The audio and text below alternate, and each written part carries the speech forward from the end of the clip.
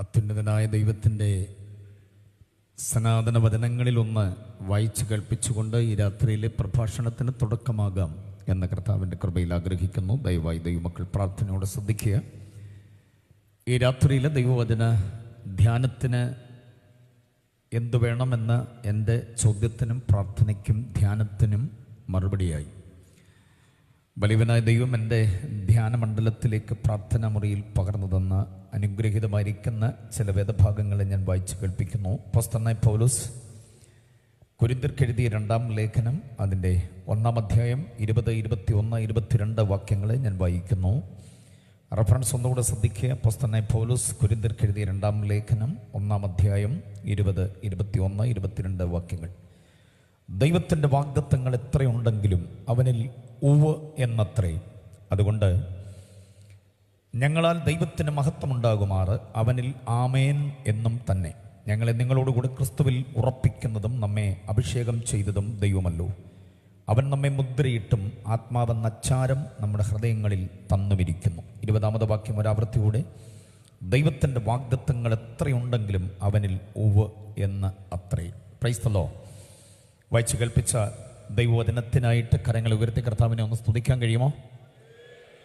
നല്ലൊരു ഹല്ലേലൂയ പറഞ്ഞ് എല്ലാവരോടും ചേർന്ന് അനുഗ്രഹീതമായിരിക്കുന്ന ആത്മീക സമ്മേളനത്തിനായിട്ട് ദൈവത്തെ സ്തുതിക്കുന്നു. സർവകൃപാലുവായ പരമകാരുണികനായ തേജോമയനായ മഹാദൈവത്തിൻ്റെ മഹാസാന്നിധ്യം നമ്മുടെ മധ്യേ വ്യാപരിക്കുന്നു. ഈ ദിവസങ്ങളിലായി ഈ രാത്രിയിൽ ഈ സന്ധ്യയിൽ കർത്താവിൻ്റെ മഹനീയ സാന്നിധ്യം അനുഭവിച്ചുകൊണ്ട് തന്നെ നിങ്ങളെ അഭിവാദ്യം ചെയ്തുകൊണ്ട് ഫിലദൽഫിയ കൺവെൻഷന് ഒരു പ്രാവശ്യം കൂടെ ദൈവവചന ശുശ്രൂഷ നിർവഹിക്കേണ്ടതിന് എനിക്ക് ലബ്ധമായ ഈ അവസരത്തിന് സകല മഹത്വവും ഞാൻ കർത്താവിന് ആദ്യമേ അർപ്പണം ചെയ്യുകയാണ്.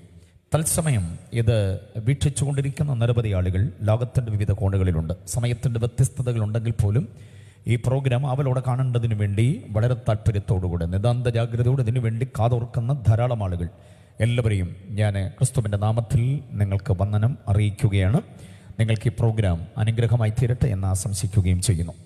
ഈ രാത്രിയിൽ ദൈവത്തിൻ്റെ വചനം ഐശ്വര്യമായി നമുക്ക് ലഭ്യമാകേണ്ടതിന് പ്രാർത്ഥനയോടുകൂടി ദൈവസന്നിധിയിലായിരിക്കാം. എൻ്റെ തന്നെ ഒട്ടനവധി പ്രസംഗങ്ങൾ കേട്ടിട്ടുള്ളവരാണ് എൻ്റെ മുൻപിൽ ഇരിക്കുന്നതെന്ന് എനിക്കറിയാം. അതുകൊണ്ട് തന്നെ ഇന്ന് രാത്രിയിൽ വിശേഷമായിരിക്കുന്നൊരു ചിന്ത ദൈവത്തിൻ്റെ ആത്മാവ് നമുക്ക് നൽകിത്തരാൻ ആഗ്രഹിക്കുന്നു. ദൈവിക വാഗ്ദത്തങ്ങൾ, അതിൻ്റെ സാധ്യതകൾ എന്നുള്ളതാണ് നിങ്ങൾക്ക് നൽകുവാൻ ദൈവാത്മാവ് എനിക്ക് നൽകിയ അനുഗ്രഹീതമായിരിക്കുന്ന വിഷയം. ദൈവത്തിൻ്റെ വാഗ്ദത്തങ്ങൾ, ഇതുമായി ഈ വിഷയത്തോട് ഏകീഭവിച്ചുകൊണ്ട് ഇതിന് സമാനതയുള്ള സമാന്തരമായ ഒട്ടനവധി വിഷയങ്ങൾ ഈ അടുത്ത സമയത്ത് ഞാൻ പലയിടങ്ങളിലും ശുശ്രൂഷിക്കുകയുണ്ടായി. മണർകാട് കൺവെൻഷൻ, കോറോപ്പട കൺവെൻഷൻ, അങ്ങനെ പലയിടങ്ങളിലും ഈ വാഗ്ദത്തങ്ങൾ എന്ന വിഷയമാണ് അതിനകത്തൊക്കെ ഉള്ളത്. എന്നാൽ അതല്ല ഇവിടെ പ്രസംഗിക്കാനായി പോകുന്നത്. തികച്ചും വ്യത്യസ്തമായ ഒരു ട്രാക്കിലൂടെ ഈ വാക്യവുമായി നമ്മൾ മുൻപോട്ട് പോകാൻ ആഗ്രഹിക്കുകയാണ്. അപ്പോസ്തലനായ പൗലോസിന്റെ ലേഖനങ്ങളിൽ വെച്ച് ഏറ്റവും വിശ്രുതമായതും ദൈർഘ്യമുള്ളതുമായ 2 ലേഖനങ്ങളാണ് കൊരിന്ത്യർക്ക് വേണ്ടി എഴുതിയിട്ടുള്ള 2 ലേഖനങ്ങൾ. കൊരിന്ത്യ സഭയ്ക്ക് വേണ്ടി ദുർനടപ്പിൻ്റെ ആധിക്യം കൊണ്ടും പലവിധത്തിലുള്ളതായിരിക്കുന്ന അനാത്മിക പ്രവണതകളുടെ കുത്തരിഞ്ഞ നിലവാരം കൊണ്ടും അതപ്പതിച്ചിരുന്നൊരു പട്ടണത്തിലേക്ക് സുവിശേഷ ഘോഷണത്തിൻ്റെ ദീപശിഖയുമായി കടന്നു പോകുവാൻ ദൈവാത്മാവ് പൗലോസിന് കൊടുത്ത നിയോഗം അങ്ങനെ തന്നെ ഏറ്റെടുത്തുകൊണ്ട് താൻ ഇവിടെ എത്തപ്പെട്ടപ്പോൾ ഉണ്ടായ സുവിശേഷത്തിൻ്റെ വിപ്ലവമാണ് ആ പട്ടണത്തിൽ ഒരു സഭയുണ്ടാകാൻ കാരണമായത്. Price the Lord. സുവിശേഷം കൊണ്ട് മാറ്റം വരാത്ത ഒരു മേഖലയുമില്ല. സുവിശേഷം കൊണ്ട് മാറ്റം വരാത്ത ഒരു വ്യക്തിയുമില്ല. സുവിശേഷം കൊണ്ട് മാറ്റം വരാത്ത ഒരു കുടുംബവുമില്ല. സുവിശേഷം കൊണ്ട് മാറ്റം വരാത്ത ഒരു പട്ടണവുമില്ല. ദുർമാർഗം എത്രമാത്രം കൂലം കുത്തി ഒഴുകി എന്ന് വന്നാലും, അനാത്മികതയുടെ പ്രളയജലം എത്രമാത്രം അങ്ങ് അതിന് കടന്നു കയറി എന്ന് വന്നാലും സുവിശേഷത്തിന് മാത്രമേ അതിനെ തടയണയിടാൻ പറ്റുകയുള്ളൂ. മദ്യപാനത്തിൻ്റെ ആസക്തി, ആഭിചാര ബന്ധനങ്ങളുടെ പ്രസക്തി മാത്രമല്ല, കുത്തഴിഞ്ഞ ലൈംഗികത, ആഭാസത്തരങ്ങൾ, 1000 പെൺകുട്ടികളെ 16 വയസ്സിനും 25 വയസ്സിനും ഇടയിലുള്ള 1000 പെൺകുട്ടികളെ ക്ഷേത്രങ്ങളിൽ ദേവദാസികളായി പാർപ്പിച്ചിരുന്നു കൊരിന്തിൽ. വീനസ്, അപ്പോളോ, ജൂപ്പിറ്റർ, ഡയാന അടക്കമുള്ള ജാതീയ ദേവിമാർക്ക് ഏറ്റവും ഇഷ്ടമുള്ള ഒരു ആചാരം എന്ന് പറയുന്നത് ലൈംഗിക വീഴ്ചയാണ്. അപ്പോൾ അതിന് ആ ദേവിമാരുടെ സദൃശ്യം എന്ന നിലയിൽ, ആ ദേവിമാരുടെ പ്രതിനിധി എന്ന നിലയിലാണ് ഈ ഓരോ പെൺകുട്ടികളെയും അവിടെ പാർപ്പിച്ചിരിക്കുന്നത്. ഓരോ വീട്ടുകാർ ക്ഷേത്രത്തിന് കൊടുക്കുന്ന സ്തോത്ര കാഴ്ചയാണ് ഈ പെൺകുട്ടികൾ. അവർ വിവാഹം കഴിക്കുകയില്ല. ആയുഷ്കാലം മുഴുവനും ക്ഷേത്രത്തിലെ ദേവദാസികളായി കഴിഞ്ഞുകൂടണം. ഈ ദേവദാസി പെൺകുട്ടികളുമായിട്ടുള്ള ശാരീരിക വീഴ്ചയ്ക്ക് വേണ്ടി ലോകത്തിൻ്റെ വിവിധ ഇടങ്ങളിൽ നിന്ന് ആളുകൾ അവിടെ വന്നു കൂടുമായിരുന്നു. അതായിരുന്നു കൊരിന്തിൻ്റെ ഒരു പ്രത്യേകത. അവരുമായിട്ടുള്ളതായിരിക്കുന്ന സംഗമം എന്ന് പറയുന്ന മതപരമായിരിക്കുന്ന ഒരു ആചാരമാണ്. അതുകൊണ്ട് അത് പാപമല്ല. പാപമെന്നുള്ള വസ്തുതയെ വ്യാഖ്യാനിച്ച് കൊരിന്ത്യർക്ക് കൊടുക്കുന്നത് വളരെ ബുദ്ധിമുട്ടാണ്. അവർ പറയുന്നത് ഇത് പാപമല്ല, അതൊരാവശ്യം മാത്രമാണ്. അപ്പോൾ അങ്ങനെ ചിന്താഗതി ഉള്ളവരുടെ ഇടയിലേക്ക് സുവിശേഷത്തിൻ്റെ വേർപാട് വിശുദ്ധി ആദിയായ ഉപദേശങ്ങളുമായി കടന്നു വന്ന് ഉജ്ജ്വലമായിരിക്കുന്ന ശുശ്രൂഷ ചെയ്തതിൻ്റെ അനന്തരഫലമായി നേടിയെടുത്തൊരു സഭയാണ് കൊരിന്തിലെ സഭ. കൊരിന്തിലെ സഭയെക്കുറിച്ച് പൗലോസ് തന്നെ പറയുന്നു, കൃപാവരങ്ങളിൽ കുറവില്ലാത്ത ഒരു സഭ, കർത്താവിൻ്റെ പ്രത്യക്ഷതയ്ക്ക് വേണ്ടി ആവലോടെ കാത്തു നിൽക്കുന്നൊരു സഭ. അങ്ങനെ ഏറെ പ്രത്യേകതകളുള്ളൊരു സഭയായി കൊരിന്തിൽ ഒരു സഭ വളർന്നു വരാൻ കാരണമായി. പക്ഷേ ഒരു കാര്യം, കൊരിന്ത് സഭ ഇങ്ങനെ പ്രബലമായി നിൽക്കുന്ന നേരത്ത് അപ്പോസ്തലനായ പൗലോസിൻ്റെ അസാന്നിധ്യം അവിടെ ഉണ്ടായി. പ്രേക്ഷിത പ്രയാണത്തിന് വേണ്ടി തനിക്ക് അടുത്ത സ്ഥലത്തേക്ക് പോകേണ്ടി വന്നു. ഏകദേശം ഒരു 1.5 കൊല്ലം കഴിഞ്ഞപ്പോൾ ഈ പ്രവർത്തനങ്ങളെ അപ്പല്ലോസിനെയും അക്യുലാസ് പ്രിസ്കില്ല അടക്കമുള്ള 3 പേരെ ഏൽപ്പിച്ചുകൊണ്ട് പൗലോസ് അടുത്ത ദിക്കിലേക്ക് യാത്രയായി. ഈ നേരം നോക്കി പിശാച് സഭയ്ക്കകത്തേക്ക് കടന്നു കയറുവാൻ ഇടയായി. പൗലോസിൻ്റെ സാന്നിധ്യം ഉണ്ടെങ്കിൽ തീർച്ചയായും സഭയ്ക്കകത്ത് ഒരു പ്രവർത്തനവും വിജയിക്കത്തില്ലെന്ന് പിശാചിന് അറിയാം. പക്ഷേ പൗലോസ് ഇല്ലാതിരുന്ന ആ ഒരു അവസരം നോക്കി പിശാച് ഇതിനകത്തേക്ക് കടക്കുകയും സഭയെ മലീമസമാക്കുകയും ചെയ്തു. ജാതീയമായിരിക്കുന്ന ആചാരാനുഷ്ഠാന യാഗയോഗ കർമ്മങ്ങൾ വിട്ടു ആണ് ഇവർ സഭയിലേക്ക് വന്നത്. എന്തൊക്കെ അവർ വിട്ടുവന്നുവോ ആ വിട്ടുവന്നതെല്ലാം തിരിച്ചെടുക്കേണ്ടതിന് പിശാച് നിയോഗം കൊടുത്തു. അങ്ങനെ കൊരിന്ത്യ സഭ അനാത്മികതയിലേക്ക് കൂപ്പുകുത്തി പോകാൻ കാരണമായി. ജനറൽ കൺവെൻഷൻ ആയതുകൊണ്ട് ഈ ചിന്തയിൽ നിന്നുകൊണ്ട് പ്രാരംഭമായി ഒരു ആത്മിക ചിന്ത ഇവിടുത്തെ നേതൃത്വനിരയോട്, പാസ്റ്റേഴ്സിനോട്, സുവിശേഷ പ്രവർത്തകരോട്, സഭാ ശുശ്രൂഷക വൃന്ദങ്ങളോട് ഞാൻ വിശേഷാൽ ഓർമ്മപ്പെടുത്തുവാൻ ആഗ്രഹിക്കുകയാണ്. നമ്മുടെ അസാന്നിധ്യം മുതലെടുത്തുകൊണ്ട് സഭയ്ക്കകത്ത് പ്രതിസന്ധി ഉണ്ടാക്കാൻ പരിശ്രമിക്കുന്ന ഒരു വ്യാപാര ശക്തി എല്ലായിടത്തും എല്ലായ്പ്പോഴും ഉണ്ട്. അത് നാം തിരിച്ചറിഞ്ഞേ പറ്റുകയുള്ളൂ. പക്ഷെ നമ്മൾക്ക് നെഞ്ചുറപ്പുണ്ടാകണം, ഞാൻ ഉള്ള കാലത്തോളം ശത്രുവെ നീ ജയിക്കുകയില്ല. എത്ര പേർക്ക് ഉറപ്പ് പറയാൻ കഴിയും? പൗലോസ് പറയുന്നു, ഞാൻ പോയ ശേഷം കൊടിയ ചെന്നായ്ക്കൾ നിങ്ങളുടെ ഇടയിൽ എഴുന്നേൽക്കും. ഞാൻ പോയ ശേഷം, അതിനിടയിൽ വരയിട്ട് പഠിക്കേണ്ടതുണ്ട്. ഞാൻ പോയ ശേഷം എന്ന് പറഞ്ഞാൽ അവിടെ എഴുതാതെ വിട്ടിരിക്കുന്നൊരു കാര്യം, എഴുതാതെ എഴുതിയിരിക്കുന്നൊരു കാര്യമുണ്ട്. ഞാൻ ഉള്ളിടത്തോളം നിനക്കൊന്നും ചെയ്യാൻ കഴിയില്ല. എൻ്റെ കൈക്കലുള്ള ഒറ്റ വിശ്വാസിയും ദുരുപദേശത്തിലേക്ക് വലിച്ചു കൊണ്ടുപോകുവാനോ വശീകരിച്ചു കൊണ്ടുപോകാനോ കവർന്നു കളയുവാനോ ഒന്നും നിനക്കാവില്ല. ഞാൻ ഉള്ളിടത്തോളം, പ്രൈസ് ദി ലോർഡ്, നമ്മളെ കർത്താവ് ശുശ്രൂഷ ഏൽപ്പിച്ച സഭയിൽ ഉള്ളിടത്തോളം ആ സഭയ്ക്കകത്തൊരു പ്രതിസന്ധിയും ഉണ്ടാകത്തില്ലെന്ന് ഉറപ്പോടെ നിന്നോണം എല്ലാ ശുശ്രൂഷകന്മാരും ശുശ്രൂഷക്കാരിത്തികളും. പൗലോസ് അതാണ് പറയുന്നത്, ഞാൻ പോയ ശേഷം. ഓക്കെ, അപ്പം നമ്മൾ പോയ ശേഷമുള്ള കാര്യങ്ങൾ കർത്താവിന് വിട്ടുകൊടുത്തേക്കുക. പക്ഷേ നമ്മൾ ഉള്ളിടത്തോളം കാലം വിശ്വസ്തയോടുകൂടെ ദൈവസഭയുടെ കാവലാളുകളാകാൻ നമുക്ക് കഴിയണം. അപ്പം പൗലോസ് പോയ ശേഷമാണ് സഭ മലീമസമാകാൻ ഇടയായത്. ആ മലീമസമായ സഭയെ വീണ്ടും ദൈവത്തെങ്കിലേക്ക് നന്നാക്കി എടുക്കേണ്ടതിന് വേണ്ടി എഴുതുന്ന 1-ാമത്തെ ലേഖനം ഗംഭീരമാണ്.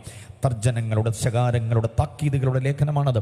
എന്നാൽ ആ തർജ്ജനങ്ങളും താക്കീതുകളും കേട്ട് നൊമ്പരം കൊണ്ട മനസ്സുകളെ തലോടേണ്ടതിന്, താങ്ങേണ്ടതിന്, തട്ടിത്തഴുകേണ്ടതിന്, ആശ്വസിപ്പിക്കേണ്ടതിന് വേണ്ടി എഴുതിയ 2-ാം ലേഖനത്തിൽ നിന്നാണ് നമ്മൾ ഒരു വാക്യം വായിച്ചു കേട്ടത്. 3 വാക്യങ്ങൾ വായിച്ചു കേട്ടത്. ആ വാക്യവുമായി ബന്ധപ്പെട്ട് തുടർന്നുള്ള ചിന്തകളിലേക്ക് നിങ്ങളുടെ ശ്രദ്ധയെ ഞാൻ സ്വാഗതം ചെയ്യുന്നു. രാവിലെ പ്രിയപ്പെട്ടവരുടെ അനൗൺസ് ചെയ്തിട്ടുണ്ട് എൻ്റെ ഒരു പുസ്തകത്തിൻ്റെ കാര്യം. അതിവിടെ നിങ്ങൾക്ക് ലഭിക്കപ്പെടുന്നതാണ്. പൗലോസിൻ്റെ ലേഖനങ്ങളെ അറിയുക എന്നൊരു പുസ്തകം. പൗലോസിൻ്റെ 14 ലേഖനങ്ങൾ, റോമാ ലേഖനം മുതൽ അങ്ങ് എബ്രായ ലേഖനം വരെയുള്ള 14 ലേഖനങ്ങളെക്കുറിച്ചുള്ള വിശദമായിരിക്കുന്ന ഒരു പഠന അവലോകനമാണ്. അത് വ്യാഖ്യാന ഗ്രന്ഥമല്ല എന്ന കാര്യം എടുത്ത് ഞാൻ ഓർമ്മപ്പെടുത്താൻ ആഗ്രഹിക്കുന്നു.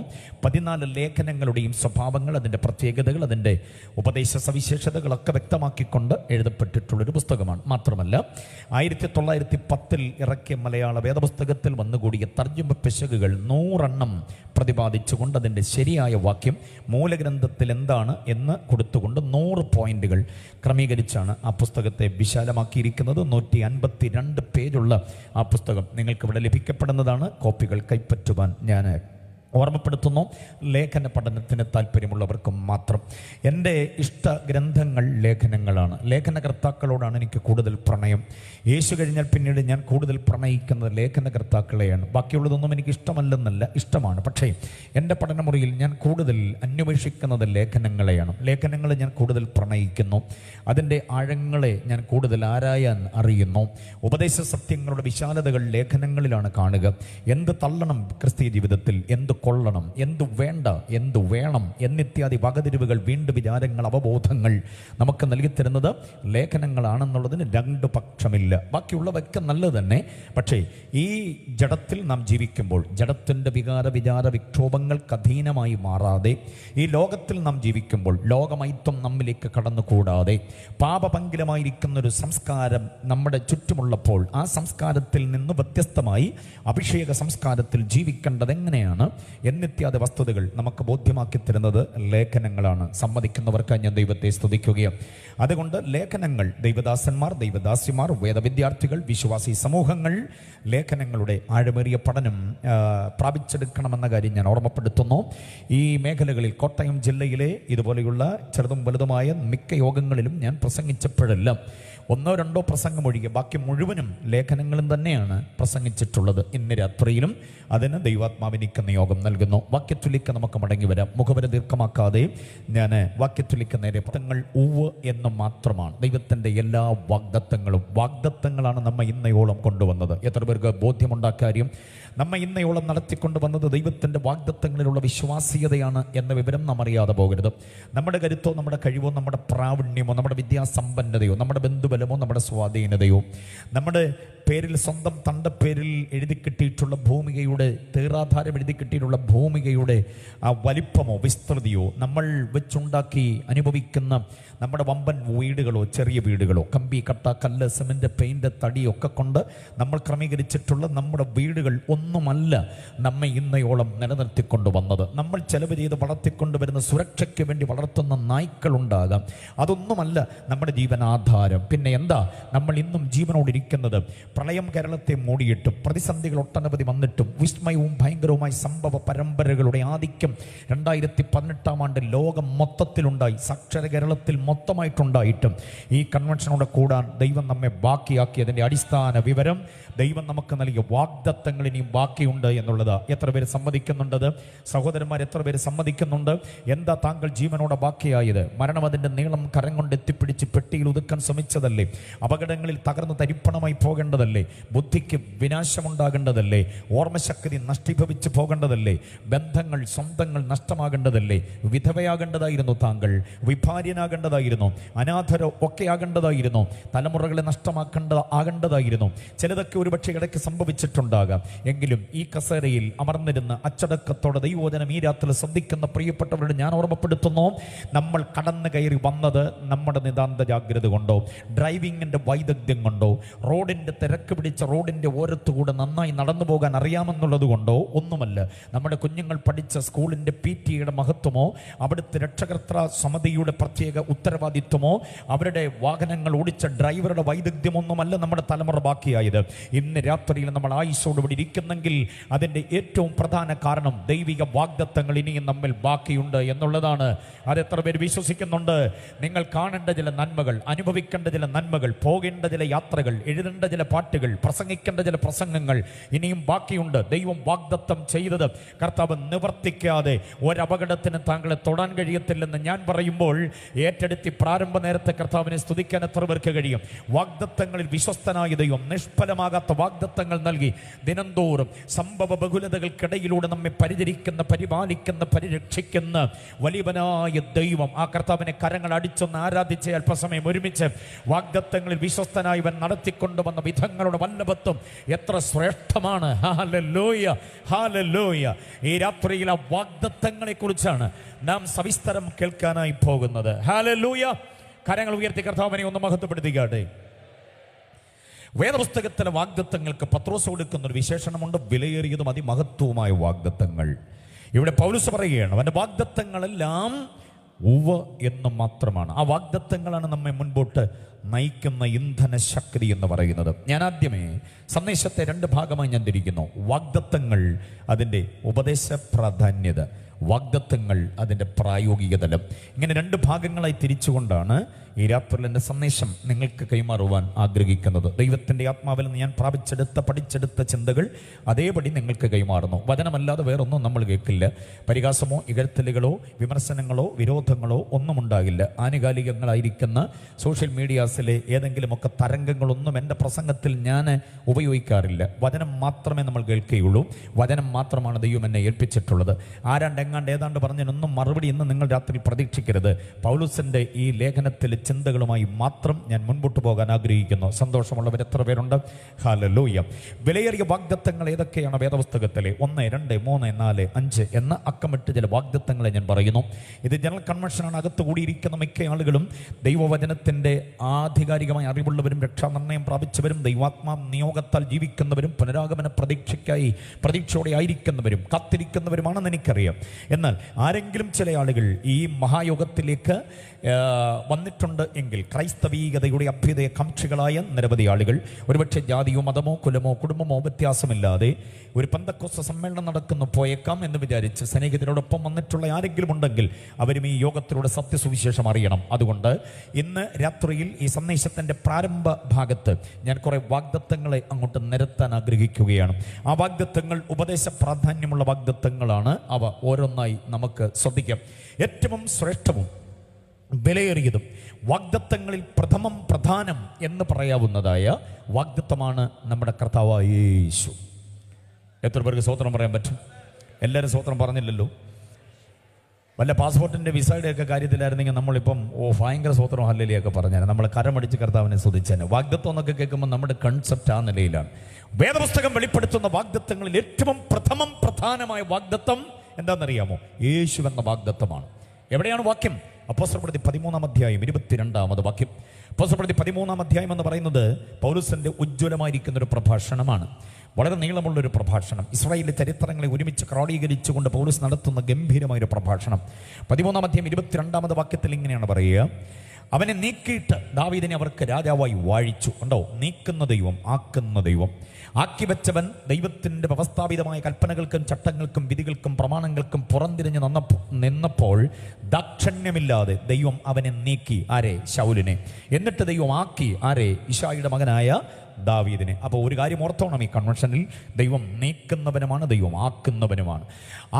ആക്കാൻ പരമാധികാരമുണ്ടെങ്കിൽ നീക്കാനും ദൈവത്തിന് പരമാധികാരമുണ്ട്.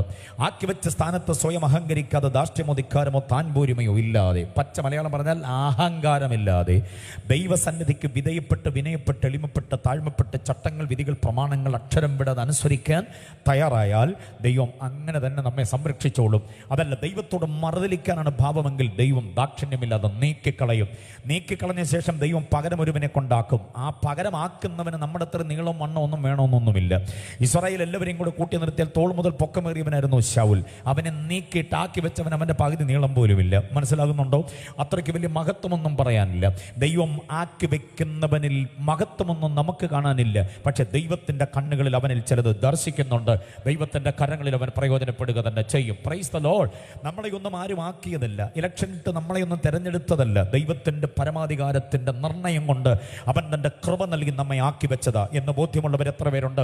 ആക്കി വെച്ച സ്ഥാനത്ത് ഞെളിയാതെ ഭയപ്പെടണം, വിനയത്തോടെ നിൽക്കാൻ കഴിയണം, കൃപകൾ ഏറ്റുവാങ്ങി വചനത്തിൻ്റെ വ്യവസ്ഥാപിതമായ നിലവാരത്തിൽ നിന്ന് മാറിപ്പോകാതെ നിൽക്കാൻ നമുക്ക് കഴിയണം. ഓക്കെ, അപ്പോൾ അങ്ങനെയുള്ള ആ അനുഗ്രഹിതമായിരിക്കുന്ന ചിന്തകൾ പറഞ്ഞിട്ട് ഇങ്ങനെ പറയുന്നു: ദാവീദിനെ അവന് പകരമാക്കി 40 വർഷത്തേക്ക് കൊടുത്തു. എന്നിട്ട് 23-ാമത് വാക്യം ഇങ്ങനെ പറയുന്നു: അവനിൽ നിന്ന് യേശു എന്ന വാഗ്ദത്തം നമുക്ക് നൽകി തന്നു. ഹല്ലേലൂയ. ദാവീദിൽ നിന്ന് യേശു എന്ന വാഗ്ദത്തത്തെ നമുക്ക് നൽകി തന്നു. മാനവജാതിയുടെ രക്ഷാകര ദൗത്യത്തിനു വേണ്ടി യാഗമോ യോഗമോ അർപ്പണമോ തർപ്പണമോ തിരുനാളോ പെരുന്നാളോ ലേവ്യ നിയമത്തിൻ്റെ യാതൊരു വിധത്തിലുള്ള കർമ്മകാണ്ഡങ്ങളോ പ്രയോജനമാകാതിരുന്നപ്പോൾ ദൈവം തന്നെ വാഗ്ദത്തം ചെയ്ത ഒരു അനുഗ്രഹിതമായ വാഗ്ദത്തമാണ്. ഉൽപ്പത്തി 3:15 പാപം ചെയ്ത ദമ്പതികൾ പടിയിറങ്ങാൻ നേരത്ത് കണ്ണുനീരോടുകൂടെ സുന്ദരമായ പർദീസ എന്ന തട്ടകം വിട്ടിറങ്ങാൻ നേരമായപ്പോൾ കണ്ണുനീരോടെ തിരിഞ്ഞു നോക്കി അങ്ങനെ മുൻപോട്ട് പോകുന്ന നേരത്ത് ഉള്ളിൻ്റെ സങ്കടമറിഞ്ഞ പരമകാരുണികനായ കർത്താവ് അവരുടെ പിന്നാലെ നിന്നുകൊണ്ട് പറഞ്ഞു: സാരമില്ല, സ്ത്രീയുടെ സന്തതിയായി ഒരുവൻ ജനിക്കും, അവൻ നിങ്ങളെ ചതിച്ച പാമ്പിൻ്റെ തല തകർത്തോളും, അതുവരെ ഇത് അനുഭവിച്ചേ പറ്റൂ. അതാണ് സുവർണ വാഗ്ദത്തം. 33:15. ആ വാഗ്ദത്വത്തിൻ്റെ നിവൃത്തിയാണ് ഗലാത്യർ 4:4 നമുക്ക് കാണാൻ കഴിയുന്ന സ്ത്രീയുടെ സന്തതിയായി ജനിച്ച യേശു. ആ യേശുവിനെ ദാവീദിൻ്റെ കുടുംബത്തിൽ നിന്ന് ജനിപ്പിച്ചു. അതുകൊണ്ടാണ് ദാവീദിൻ്റെ മകൻ എന്ന് പറയുന്നത്. ദാവീദിൻ്റെ മകൻ എന്ന് യേശുവിനെ പറഞ്ഞിരിക്കുന്നതിൻ്റെ അടിസ്ഥാന വിവരം എന്താണെന്നറിയാമോ? യേശു ചരിത്ര പുരുഷനാണ്. യേശു ഐതിഹ്യമല്ല, പുരാണമല്ല, സങ്കല്പതാരമല്ല, ഏതോ എഴുത്തുകാരൻ്റെ ചിന്തകൻ്റെ മനസ്സിൽ ഊറി വന്ന ഏതോ വിചാരധാരയല്ല യേശു. യേശു യാഥാർത്ഥ്യമാണെന്ന് തെളിയിക്കാനാണ് ദാവീദിന്റെ പുത്രനെന്ന് പറഞ്ഞിരിക്കുന്നത്. ബോധ്യമായവർക്ക് ഞാൻ ദൈവത്തെ സ്തുതിക്കുകയാണ്. ഇന്ത്യയുടെ ചരിത്രം എഴുതുമ്പോൾ അശോകനെ മാറ്റിവെക്കാൻ പറ്റില്ല, അക്ബറിനെ മാറ്റിവെക്കാൻ പറ്റില്ല, ഷെർഷായെ മാറ്റിവെക്കാൻ പറ്റില്ല, ഹുമയൂണിനെ മാറ്റിവെക്കാൻ പറ്റില്ല. മനസ്സിലാകുന്നുണ്ടോ? ഇന്ത്യ ഭരിച്ചിട്ടുള്ള ഒട്ടനവധി ആളുകൾ, ജവഹർലാൽ നെഹ്റു, അവരുകളെ മാറ്റിവെച്ചുകൊണ്ട് ചരിത്രം പറ്റില്ല. അദ്ദേഹം ചരിത്ര പുരുഷനാണ്. അടിയന്തരാവസ്ഥ അടക്കമുള്ള കാര്യങ്ങൾ പ്രഖ്യാപനം ചെയ്തുകൊണ്ട് ഉജ്ജ്വല താരമായി ലോകത്ത് വിലസിയ ഒരു അനുഗ്രഹിത പ്രധാനമന്ത്രി നമുക്കുണ്ടായിരുന്നു, ശ്രീമതി ഇന്ദിരാഗാന്ധി. അവരെ മാറ്റിവെച്ചുകൊണ്ട് ചരിത്രം ചമയ്ക്കാൻ പറ്റില്ല. മോദി സാറിനെ മാറ്റിവെച്ചുകൊണ്ട് ചരിത്രം ഉണ്ടാക്കാൻ പറ്റുമോ? എന്തുകൊണ്ട്? അവരൊന്നും ഐതിഹ്യ താരങ്ങളല്ല, അവരൊക്കെ ചരിത്ര താരങ്ങളാണ്. എന്നതുപോലെ ലോക ചരിത്രത്തിൽ തിളങ്ങി വിളങ്ങി നിൽക്കുന്ന ഒരു അനുഗ്രഹിത താരമാണ് ദാവീദ്. ആ ദാവീദിന്റെ കുടുംബത്തിൽ നിന്നാണ് യേശുവിനെ കൊണ്ടുവന്നെന്ന് പറയുമ്പോൾ അവിടെ വ്യക്തമാക്കുന്ന കാര്യം യേശു ചരിത്ര പുരുഷനാണെന്നാണ്. ഹല്ലേലൂയ. സുവിശേഷത്തിന്റെ നിർവചനം പറയുമ്പോഴും പൗലോസ് പറയുന്നത് ദാവീദിന്റെ സന്തതിയെ ജനിച്ചു എന്ന്. ഇത് കേൾക്കുമ്പോൾ നമുക്ക് അഭിമാനം തോന്നണം. നമ്മുടെ യേശു ഊഹാപോഹമല്ലെന്ന്. നമ്മുടെ കർത്താവ് വെറും കടങ്കഥയല്ല. ഇവിടെ ചില അവതാര പുരുഷന്മാർക്കും ഇവിടുത്തെ ചില ദേവന്മാർക്കും ദേവിമാർക്കും ഒന്നും അടിസ്ഥാന വിവരങ്ങൾ പറയാനില്ല. ആരുടെയൊക്കെ മനസ്സിൽ രൂപപ്പെട്ടു വന്ന ചില ചിന്താധാരകളാണത്. പക്ഷേ യേശു ചരിത്ര പുരുഷനാണ്, യേശു ദൈവമാണ്. അങ്ങനെ ഒട്ടനവധി ചിന്തകളുണ്ട്. ആ ദാവീദിന്റെ കുടുംബത്തിൽ നിന്ന് യേശു എന്ന വാഗ്ദത്തത്തെ നമുക്ക് നൽകി എന്നാണ് 13:22 പറയുന്നത്. അതുകൊണ്ട് ഇന്ന് രാത്രി ശ്രദ്ധിക്കുന്ന മുഴുവൻ ആളുകളും ശ്രദ്ധിക്കണം. മാനവജാതിയുടെ പാപപരിഹാരത്തിന് വേണ്ടി ദൈവം നൽകിയ വാഗ്ദത്തമാണ് യേശു. അതുകൊണ്ട് യേശു എന്ന വാഗ്ദത്തത്തെ പ്രാപിക്കാത്തിടത്തോളം കാലം താങ്കളുടെ പാപത്തിൽ തന്നെ നാശമായി മാറും. ആ അരിഷ്ടതാവസ്ഥയും അധോഗതിയും സംഭവിക്കാതിരിക്കേണ്ടതിന് വലിയവനായ ദൈവം, അത്യുന്നതനായ ദൈവം മാനവജാതിക്ക് നൽകിയ വിലയേറിയതും വിലപ്പെട്ടതും ശ്രേഷ്ഠമായതുമായ വാഗ്ദത്തമായി യേശുവിനെ പ്രാപിച്ചോണം. യേശു എന്ന വാഗ്ദത്തത്തെ അവകാശമാക്കിയിട്ടുള്ളവര് എത്ര പേരുണ്ട്? കരമുയർത്തി കർത്താവിനെ സ്തുതിച്ചാട്ടെ. യേശു എന്ന വാഗ്ദത്തം നിർത്തുന്നു. ഒന്നാമത്തെ വാഗ്ദത്തം. ഇനി രണ്ടാമത്തെ വാഗ്ദത്തം ഏതാണെന്നറിയാമോ? രണ്ടാമത്തെ വാഗ്ദത്തം എന്ന് പറയുന്നത് സുവിശേഷമാണ്. റോമാലേഖനം 1:1 വാക്യങ്ങളൊക്കെ വായിപ്പിച്ചു പോകാൻ ആഗ്രഹമുണ്ടെങ്കിലും സമയം ലാഭിക്കാൻ വേണ്ടി ഞാൻ പറഞ്ഞു പോകാൻ മാത്രം ആഗ്രഹിക്കുകയാണ്. റോമർ 1:1 അവിടെ ഇങ്ങനെയാണ് വായിക്കുക: ദൈവം തൻ്റെ പുത്രനും നമ്മുടെ രക്ഷിതാവുമായ യേശു ക്രിസ്തുവിനെ കുറിച്ച് വിശുദ്ധ രേഖകളിൽ തൻ്റെ പ്രവാചകന്മാർ മുഖാന്തരം മുൻപ് കൂട്ടി വാഗ്ദത്തം ചെയ്ത സുവിശേഷം. കണ്ടോ? വാഗ്ദത്തം ചെയ്തതാണ് സുവിശേഷം. സുവിശേഷം എന്ന് പറയുന്ന ഏതെങ്കിലും പ്രത്യേക ശാസ്ത്രത്തോടോ രാഷ്ട്രീയ മീമാംസയോടോ തത്വസംഹിതയോടോ ആചാരത്തോടോ അനുഷ്ഠാനത്തോടോ ചേർത്ത് വയ്ക്കാൻ കൊള്ളാവുന്ന ഒന്നല്ല. സുവിശേഷം അതിനും മീതെയാണ് എന്ന് നാം തിരിച്ചറിയേണ്ടതുണ്ട്. നമുക്കറിയാം, ആർഷഭാരതത്തിൽ ഒട്ടനവധി വേദങ്ങൾ, വേദപ്രമാണങ്ങൾ, ഒട്ടനവധി ഇതിഹാസങ്ങൾ, ഒട്ടനവധി പുരാണങ്ങൾ ഉണ്ട്. പഴയതും പുതിയതുമൊക്കെയുണ്ട്. മനസ്സിലായോ? കേരളത്തിലാണെങ്കിൽ ഇഷ്ടം പോലെ പൈങ്കിളി സാഹിത്യങ്ങൾ, ഒട്ടനവധി മഹാകാവ്യങ്ങൾ, സാഹിത്യ ഗ്രന്ഥങ്ങൾ, നീണ്ട കഥകൾ, കുറിയ കഥകൾ, കവിതാ സമാഹാരങ്ങൾ നിരവധിയുണ്ട്. വമ്പൻ താരങ്ങൾ എഴുതി വെച്ചിട്ടുള്ള ഈ വമ്പൻ പുസ്തകങ്ങൾ പുസ്തകത്തിൻ്റെ ശവപ്പറമ്പെന്ന് വിശേഷിപ്പിക്കുന്ന ലൈബ്രറിയുടെ അകത്തളങ്ങളിൽ അടുക്കി വെച്ചിട്ടുണ്ട്. അതിനോട് ഏതിനോടെങ്കിലും ചേർത്ത് വയ്ക്കാവുന്ന ഒന്നല്ല സുവിശേഷമെന്ന വാഗ്ദത്തം. സുവിശേഷം അതിനെല്ലാം മീതെയാണ്. എത്ര പേര് സമ്മതിക്കുന്നുണ്ട്? എത്ര പേര് വിശ്വസിക്കുന്നുണ്ട്? സുവിശേഷം എന്ന വാഗ്ദത്തം, അത് റോമർ 1:1 റോമാലേഖനം എന്ന അനുഗ്രഹിത പ്രബന്ധം തുടങ്ങുന്നത് തന്നെ സുവിശേഷം ദൈവിക വാഗ്ദത്തമാണെന്ന് പ്രഖ്യാപനം ചെയ്തുകൊണ്ടാണ്. അതുകൊണ്ട് ഇന്ന് രാത്രിയിൽ സുവിശേഷം കേൾക്കേണ്ടതിന് വേണ്ടി, സുവിശേഷത്തിന്റെ ഗാനങ്ങൾ കേൾക്കേണ്ടതിന് വേണ്ടി ഈ ഗ്രൗണ്ടിൽ, ഇതിനകത്ത്, ഓഡിറ്റോറിയത്തിൽ അകത്തും പുറത്തും വന്നു ചേർന്നിട്ടുള്ള മുഴുവൻ ആളുകളോട് ഞാൻ പറയാം, സുവിശേഷം ദൈവത്തിന്റെ വാഗ്ദത്തമാണ്. ആ വാഗ്ദത്തം അനുഭവിക്കുന്നവരാണ് സുവിശേഷത്താലുള്ള നന്മ സ്വായത്തമാക്കാൻ കഴിയുക. ഹല്ലേലൂയ. സുവിശേഷം ദൈവത്തിന്റെ വാഗ്ദത്തമാണ്. സുവിശേഷത്തിന് സവിശേഷതകൾ അനവധിയുണ്ട്. സുവിശേഷത്തിന്റെ അനുഗ്രഹിതമായിരിക്കുന്ന അവസ്ഥാവിശേഷങ്ങൾ അതൊന്നും ഇന്ന് രാത്രിയിൽ മുൻപോട്ട് പറയാൻ ഞാൻ ആഗ്രഹിക്കുന്നില്ല. സുവിശേഷം ദൈവത്തിന്റെ വാഗ്ദത്തമാണ് എന്ന കാര്യം അറിയണം. സുവിശേഷത്തിന് വിരുദ്ധമായിരിക്കുന്ന ശക്തമായ നടപടികൾ, സുവിശേഷത്തിന് വിരുദ്ധമായിരിക്കുന്ന പ്രഖ്യാപനങ്ങൾ, സുവിശേഷത്തിന് വിരുദ്ധമായിരിക്കുന്ന ചില ചപലമായ, ചില അപക്വങ്ങളായ പ്രസ്താവനകൾ ഒക്കെ ഉണ്ട്. എന്നാൽ അതെല്ലാം ഉണ്ടെങ്കിൽ പോലും സുവിശേഷത്തിനെതിരെ നീട്ടിപ്പിടിച്ച കുന്തവും ഊരിപ്പിടിച്ച വാളും, സുവിശേഷത്തിനെതിരെ ഒട്ടനവധി ഉപരോധ ശക്തികളും, സുവിശേഷത്തിനെതിരെ ഒത്തിരി ആക്രോശങ്ങളും ആക്രന്ദനങ്ങളും ഒക്കെയുണ്ട്. പക്ഷേ ഒന്നിൻ്റെയും മുമ്പിൽ അടിപതറാതെ കുച്ചുവിലങ്ങിടപ്പെടാതെ തുടങ്ങിയ കാലം മുതൽ ഇന്നും ചക്രവാള സീമകളിൽ തട്ടി പ്രതിധ്വനിക്കുകയും ആയിരക്കണക്കിനല്ല കോടാനുകോടികൾക്ക് മാറ്റം വരുത്തിക്കൊണ്ടിരിക്കുകയും ചെയ്യുന്ന ഒരു മഹത്തായ സംഗതിയാണ് സുവിശേഷം. എത്ര പേർക്ക് സമ്മതിക്കാൻ കഴിയുന്നുണ്ട്? അത് ദൈവിക വാഗ്ദത്തമാണെന്ന വിവരം നാം ഒരിക്കലും മറന്നു പോകരുത്. Price the Lord. സുവിശേഷം എവിടെയൊക്കെ എത്തിയിട്ടുണ്ടോ അവിടെയൊക്കെ നാടുണർന്നിട്ടുണ്ട്, നാട്ടുകാർ ഉണർന്നിട്ടുണ്ട്, ആചാരങ്ങൾക്ക് മാറ്റമുണ്ടായിട്ടുണ്ട്, അനുഷ്ഠാനങ്ങൾ തിരുത്തപ്പെട്ടിട്ടുണ്ട്, ആചാരങ്ങൾക്കെതിരെയുള്ളതായിരിക്കുന്ന ജനസമരങ്ങൾ, ജപയാത്രകൾ ഒക്കെ നടന്നുകൊണ്ടിരിക്കുന്ന കാലത്തിലാണ് നമ്മൾ എത്തി നിൽക്കുന്നത്. പക്ഷെ ഒരു കാര്യം നമ്മൾ തിരിച്ചറിഞ്ഞേ പറ്റൂ, സുവിശേഷം അതിൻ്റെ തനിമയോടുകൂടി ഏതൊക്കെ നാടുകളിൽ, ഏതൊക്കെ നഗരങ്ങളിൽ, ഏതൊക്കെ രാഷ്ട്രങ്ങളിൽ എത്തിയിട്ടുണ്ടോ അവിടെയൊക്കെ വലിയ വലിയ മാറ്റങ്ങൾ സംഭവിച്ചിട്ടുണ്ട്. എത്ര പേര് സമ്മതിക്കുന്നുണ്ട് അക്കാര്യം? മുമ്പേ ഞാൻ പറഞ്ഞ കൊരിന്ത് നഗരത്തിൻ്റെ ദുഷിച്ച വ്യവസ്ഥിതിക്ക് മാറ്റമുണ്ടായത് സുവിശേഷം അവിടെ എത്തിയപ്പോഴാണ്. ഫിലിപ്പിയ നഗരത്തിൻ്റെ തിന്മകൾക്ക് മാറ്റമുണ്ടായത് സുവിശേഷം അവിടെ എത്തിയപ്പോഴാണ്.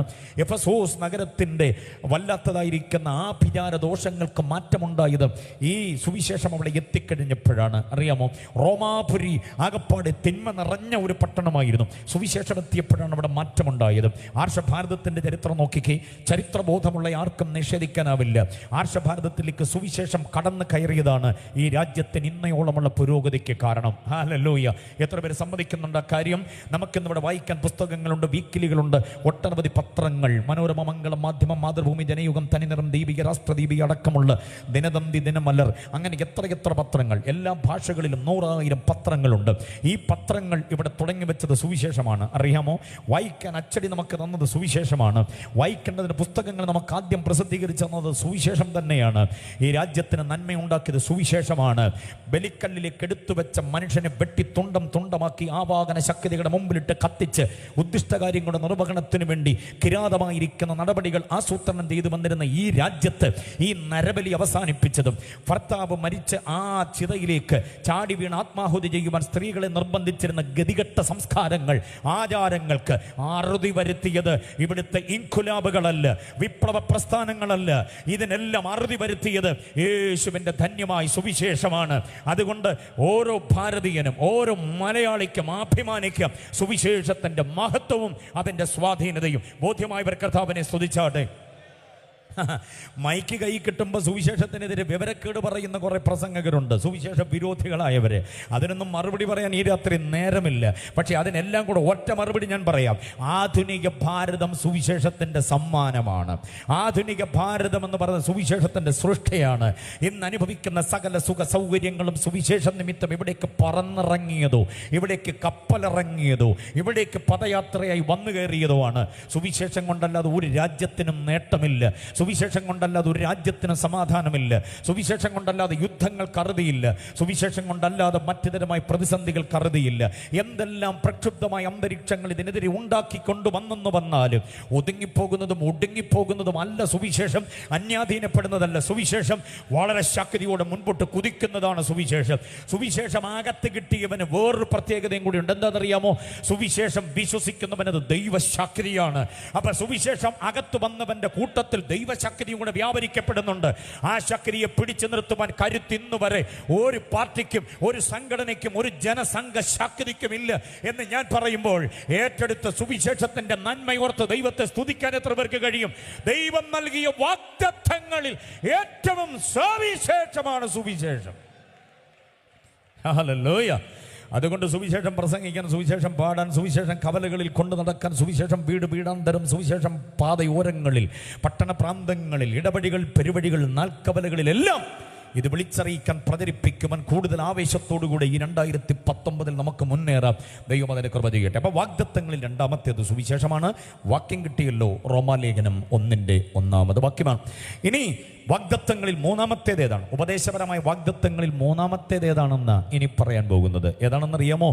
ലൂക്കോസിന്റെ സുവിശേഷം 24-ാം അധ്യായം 49-ാമത് വാക്യം, പരിശുദ്ധാത്മാവെന്ന വാഗ്ദത്തം.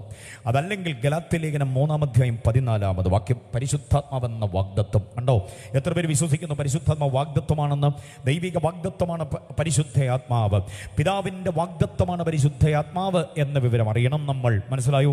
അപ്പോസ്തലപ്രവൃത്തിയുടെ പുസ്തകം 1-ാം അധ്യായം 4-ാമത് വാക്യവും ആധാരവാക്യമാണ്. അപ്പോസ്തലപ്രവൃത്തി 1:4, പിതാവിനോട് കേട്ട വാഗ്ദത്തത്തിന്റെ നിവൃത്തിക്കായിട്ട് ഇവിടെ കാത്തിരിക്കണമെന്ന് പറഞ്ഞ് ശിഷ്യന്മാർ യെരൂശലേമിൽ തന്നെ കർത്താവ് ഇരുത്തുന്നുണ്ട്. നിങ്ങൾ വാങ്ങിപ്പോകരുത്, മടങ്ങിപ്പോകരുത്, പിന്തിരിഞ്ഞു പോകരുത്, ഈ പട്ടണത്തിൽ തന്നെ നിൽക്കണം. എന്തുകൊണ്ട്? ഇവിടെയാ നിങ്ങൾ അപഹസിക്കപ്പെട്ടത്, ഇവിടെയാ നിങ്ങൾ ആക്ഷേപിക്കപ്പെട്ടത്, തച്ചൻ്റെ പുറകെ ഇറങ്ങി വന്നു എന്ന് പറഞ്ഞ് നിങ്ങളെ നാട്ടുകാർ മൊത്തം അപമാനിച്ചത് ഇവിടെയാണ്. അതുകൊണ്ട് ഈ പട്ടണത്തിൽ നിങ്ങളുടെ തല ഉയർത്താൻ എനിക്ക് പദ്ധതിയുണ്ട്. ആ തല ഉയർത്തപ്പെടണമെങ്കിൽ നീ പ്രാപിച്ചേ പറ്റൂ പരിശുദ്ധയാത്മശക്തിയെ. ഹല്ലേലൂയ. അതുകൊണ്ട് വിട്ടുപോകരുത്. എവിടെയാണോ നീ അപമാനിക്കപ്പെടുന്നത് അവിടെ തല ഉയർത്തുന്നൊരു പദ്ധതി ദൈവത്തിനുണ്ടെന്ന്. ആ പദ്ധതി അതിൻ്റെ അടിസ്ഥാനം എന്താണെന്നറിയാമോ? വ്യാപരിക്കപ്പെടുന്ന പരിശുദ്ധാത്മശക്തി ഏറ്റെടുത്ത് മുന്നേറുക എന്നുള്ളത്. അപ്പോൾ പരിശുദ്ധാത്മാവെന്ന് പറയുന്നത് ദൈവം നമുക്ക് നൽകി തന്ന അനുഗ്രഹിതമായിരിക്കുന്ന മറ്റൊരു വാഗ്ദത്തമാണ്. എത്ര പേർ ആഗ്രഹിക്കുന്നുണ്ട് ആ വാഗ്ദത്തത്തിൻ്റെ നിവർത്തി? എത്ര പേർ ആഗ്രഹിക്കുന്നുണ്ട് അത് കൂടുതൽ പ്രാപിക്കാൻ? രക്ഷാനിർണയം പ്രാപിച്ച ആ നേരം മുതൽ ആത്മനിയോഗം നമുക്കുണ്ട്, സമ്മതിക്കുന്നു. പക്ഷേ ആത്മനിറവിലേക്ക് വരണം. പെന്തക്കോസ്ത് ജനത കത്തിരുന്ന ദൈവശക്തിയെ പ്രാപിക്കണം കൂടുതൽ കൂടുതൽ. അന്യഭാഷ പറയാനും ശരീരത്തെ വിറപ്പിക്കാനും വൈബ്രേറ്റ് ചെയ്യിപ്പിക്കാനും മാത്രമുള്ള ശക്തി പോരാ. പൈശാചിക പോരുകളോട് ചെറുത്തു നിൽക്കുവാനുള്ള ശക്തിയെ ആത്മബലത്താൽ പ്രാപിച്ചെടുത്തേ പറ്റുകയുള്ളൂ. നമ്മുടെ തകർച്ച കാണുവാൻ, പതർച്ച കാണുവാൻ, നിന്റെ ഇടർച്ച കാണുവാൻ, വിശ്വാസ ജീവിതത്തിൽ നിന്ന് നീ വഴിയാധാരമായി കാണേണ്ടതിന്, തലമുറകൾ ഇടറിപ്പോകുന്നത് കാണേണ്ടതിന്, സുവിശേഷ ഘോഷണത്തിൽ നിന്ന് പിന്തിരിയേണ്ടതിന് വേണ്ടിയുള്ള തന്ത്രങ്ങൾ, ഉദ്യോഗം, അതായത് ശുശ്രൂഷയുടെ ഉദ്യോഗം രാജിവെച്ചിട്ട് ഒരു പണിയുമില്ലാതെ വീട്ടിൽ കുത്തിയിരിക്കണമെന്ന് കാണാൻ ആഗ്രഹിക്കുന്ന പൈശാചിക വ്യാപാരങ്ങളുണ്ട്. അന്ധകാരത്തിൻ്റെ ശക്തമായിരിക്കുന്ന പോരാട്ടങ്ങളുണ്ട്. ഇതിനോട് ചെറുത്ത് നിൽക്കണമെങ്കിൽ ഈ ശക്തിയെ നാം ഏറ്റെടുത്തേ മതിയാകുകയുള്ളൂ. 2018 വെല്ലുവിളികളെക്കാൾ ഭയാനകങ്ങളാണ് 2019 വെല്ലുവിളികൾ. അറിയാമോ നിങ്ങൾക്ക്? ഒരു സഭാരഹിത ഭാരതം, ക്രിസ്തുരഹിത ഭാരതം, അതാണ് ചിലരിവിടെ വിഭാവന ചെയ്യുന്നത്. അങ്ങ് കശ്മീർ മുതൽ കന്യാകുമാരി വരെ, തെക്ക് വടക്ക്, പിന്നെ പടിഞ്ഞാറ് കിഴക്ക്, ഒരിടത്തും ഒരു ക്രൈസ്തവനും പാടില്ല എന്ന താല്പര്യത്തോടുകൂടെയൊക്കെ ഇവിടെ അണിയറയിൽ നിഗൂഢമായിരിക്കുന്ന അജണ്ടകൾ സംവിധാനം ചെയ്യപ്പെടുന്നുണ്ട്. എന്തിനാണെന്നറിയാമോ? ഈ ഭാരതത്തെക്കുറിച്ചുള്ളതായിരിക്കുന്ന ചില വീക്ഷണങ്ങളും അതിൻ്റെ നടപടികളും അവർക്ക് മറ്റൊരു തരത്തിൽ വേദികളിലൊക്കെ കയറി വന്നിട്ട് ഹല്ലേലൂയ പറയാനും പ്രൈസലോട് പറയാനും സകല പാർട്ടിയുടെ നേതാക്കന്മാർക്ക് അവസരം കിട്ടിയാൽ അവർ കയറി വരും. നമ്മുടെ വേദിയിൽ ഇല്ലെന്നുള്ളതേ ഉള്ളൂ. അവസരം കിട്ടിയാൽ കയറി വന്ന് ഈ മൈക്കെടുത്ത് വെച്ച് ഞങ്ങൾ പറയുന്നതിനേക്കാൾ ഗംഭീരമായ ഹല്ലേലൂയ പ്രൈസലോടൊക്കെ പറയാൻ നമ്മുടെ നേതാക്കന്മാർക്കാകും. അതൊക്കെ സമ്മതിദാനാവകാശത്തിൻ്റെ ഒരു താല്പര്യം മാത്രമേ ഉള്ളൂ. പക്ഷേ ഇന്ന് രാത്രി ഒരു വിവരം നാം അറിയണം. അണിയറയിൽ നിഗൂഢ പദ്ധതികൾ ആവിഷ്കരിച്ചുകൊണ്ട് എന്നെയും നിങ്ങളെയും ഒതുക്കാൻ ശ്രമിക്കുന്ന ഒട്ടനവധി വ്യാപാര ശക്തികളുണ്ട്. ആക്രമിക്കപ്പെടുന്നുണ്ട് അവിടെയും ഇവിടെയും ദൈവദാസി ദാസന്മാർ. ഒരു വിധത്തിലും പ്രതികരിക്കാനാവാത്ത വിധം ഒരു ഹർത്താലോ പിക്കറ്റിങ്ങോ കരിങ്കൊടി പ്രകടനങ്ങളോ വഴിതടയലോ കുത്തിയിരിപ്പ് സമരമോ ഒന്നുമില്ലാത്ത വിധം അടി കൊണ്ടാൽ കൊള്ളുന്നിടം കൊണ്ട് തടയുക, ഓടിച്ചാൽ ഓടുക എന്നുള്ളതല്ലാതെ വേറൊരു പ്രതികരണവും ഇല്ലാതെ എത്രയെത്ര ദൈവദാസി ദാസന്മാർ. അതുകൊണ്ടാണ് ഞാൻ പറഞ്ഞത്, സുവിശേഷരഹിത ഭാരതം, സഭാരഹിത ഭാരതം എന്നുള്ളത് ഒരുപറ്റം ആളുകളുടെ ഹിഡൻ അജണ്ടയായി മാറുമ്പോൾ ഈ ഭാരതത്തിൽ, ഈ മണ്ണിൽ ചവിട്ടി നിന്നുകൊണ്ട് ദൈവം ഏൽപ്പിച്ച മഹത്തായ ശുശ്രൂഷ ലഭിക്കപ്പെട്ട ദർശനത്തിനനുസരിച്ച് തികയ്ക്കാൻ വിദ്യാഭ്യാസം പോരാ, പഠിച്ചെടുത്ത ഡിഗ്രിയുടെ വലിപ്പം പോരാ, ഭാഷയുടെ പ്രാധാന്യത പോരാ, കീശയിലെ കാശിന്റെ കനം പോരാ, അപ്പന്യ ഗുണത്തിൽ ലഭിക്കപ്പെട്ട ചില കഴിവുകളുണ്ട്, അമ്മ നുകർന്നു തന്ന മുലപ്പാലിന്റെ ചില മഹത്വങ്ങളുണ്ട്, ജനിച്ച തറവാടിന്റെ ചില മഹത്വമുണ്ട്. അതൊന്നും പോരാ. പിന്നെ എന്താ വേണ്ടുന്നറിയാമോ? ദൈവിക വാഗ്ദത്തമായ പരിശുദ്ധാത്മാവിനെ പ്രാപിച്ചെടുത്തോണം. ബോധ്യമായവർ കർത്താവിനെ സ്തുതിച്ചാട്ടെ. ദൈവികമായിരിക്കുന്ന വാഗ്ദത്തമായ പരിശുദ്ധാത്മാവിനെ വേണ്ടും പോലെ അകത്തളത്തിലേക്ക് ഏറ്റെടുക്കാൻ കഴിഞ്ഞാൽ ഏത് കിലുകിലിക്കുന്ന കുന്തങ്ങളുടെയും വെട്ടിത്തിളങ്ങുന്ന വായ്ത്തലയുള്ള വാളുകളുടെയും മുമ്പിൽ അടിപതറാത്ത മനസ്സും ഇടറാത്ത പാദങ്ങളുമായി മുൻപോട്ട് കുതിക്കാൻ നമ്മൾ പ്രാപ്തരാകും. അത് ആഗ്രഹിക്കുന്നവരും ആ ചേതന അകത്തുള്ളവരും ഒന്നുകൂടെ ആ കരഘോഷത്തോടെ കർത്താവിനെ സ്തുതിക്കട്ടെ. എന്തെല്ലാം പ്രതിസന്ധിയുടെ മുൻപിൽ, എന്തെല്ലാം വേലിക്കെട്ടുകളുടെ മുൻപിലും പതറാതെ നിൽക്കുക. വേണ്ടുന്ന ഒന്നാണ് ദൈവിക വാഗ്ദത്തമായ പരിശുദ്ധയാത്മാവ്. ഹല്ലേലൂയ. അങ്ങനെ വാഗ്ദത്തങ്ങൾ പലത്. അതിനെയൊന്നും വിവരിക്കുന്നില്ല ഞാൻ. തൊട്ട് പറഞ്ഞു പോകുകയാണ്. Price the Lord. അടുത്തൊരു മഹത്തായ വാഗ്ദത്തമുണ്ട്. എന്താണെന്നറിയാമോ? ഫിലിപ്പിയ ലേഖനം 3:20 വാക്യം. ഈ താഴ്ചയുള്ള ശരീരത്തെ മഹത്വമുള്ളതാക്കി മാറ്റാമെന്ന വാഗ്ദത്തം. എത്ര പേര് സന്തോഷമുണ്ട് ആ വാഗ്ദത്തത്തിൽ? ചിലരുടെ ഇരിപ്പ് കണ്ടിട്ട് അതിന് സന്തോഷം ഇല്ലെന്ന് എനിക്ക് തോന്നുന്നല്ലോ. ചിലരുടെ മുഖം കണ്ടിട്ട് ഈ താഴ്ചയുള്ള ശരീരമാണ്. ഇത് താഴ്ചയുള്ള ശരീരമാണ്. എങ്ങനെ കൊണ്ട് നടന്നാലും മനസ്സിലായോ? ഇത് താഴ്ചയുള്ള ശരീരമാണ്. മനസ്സിലായോ? ജീവൻ പോയി കഴിഞ്ഞാൽ നേരത്തോട് നേരമെത്തുമ്പോൾ പിന്നെ അടുത്തിരുന്ന് കരയാനൊന്നും പറ്റത്തില്ല. ആരാണ്ട് വിളിച്ച പോലെ എഴുന്നേറ്റ് അങ്ങ് പോകും, പിന്നെ ഇങ്ങോട്ട് വരികയില്ല. മനസ്സിലായോ? അതുവരെ ഇരുന്ന് നെഞ്ചത്തടിച്ച് കരഞ്ഞ പല പുള്ളികളും. എത്ര വലിയ സ്നേഹസമ്പന്നനായ ഭർത്താവാണെങ്കിലും ഭാര്യയാണെങ്കിലും കുഞ്ഞാണെങ്കിലും നാറ്റം വമിച്ച് തുടങ്ങിയ പിന്നെ അടുത്തിരിക്കുകയൊന്നുമില്ല, അവരെഴുന്നേറ്റ് പൊക്കളയും. അതാണ് ഈ ശരീരത്തിൻ്റെ പ്രത്യേകത. പക്ഷേ ഈ ശരീരത്തിൽ വസിക്കുമ്പോൾ മുറിവ്, ചതവ്, പൊള്ളൽ ആദിയായതെല്ലാം ഉണ്ട്. ഏതെല്ലാം വിധത്തിലുള്ള രോഗങ്ങളാണ് ഉള്ളത്. എന്നിട്ട് നമ്മൾ ഇതിനെ കൊണ്ടു നടക്കുന്നു. ഇതിൻ്റെ വേദനകൾ, ഇതിൻ്റെ അസഹനീയമായിരിക്കുന്നതെല്ലാം നമ്മൾ സഹിച്ചുകൊണ്ട് മുൻപോട്ട് പോകുന്നു. കാരണം എന്താണെന്നറിയാമോ? നമ്മുടെ അകതാരിലേക്ക് കോറിയിട്ടൊരു വാഗ്ദത്തമുണ്ട്.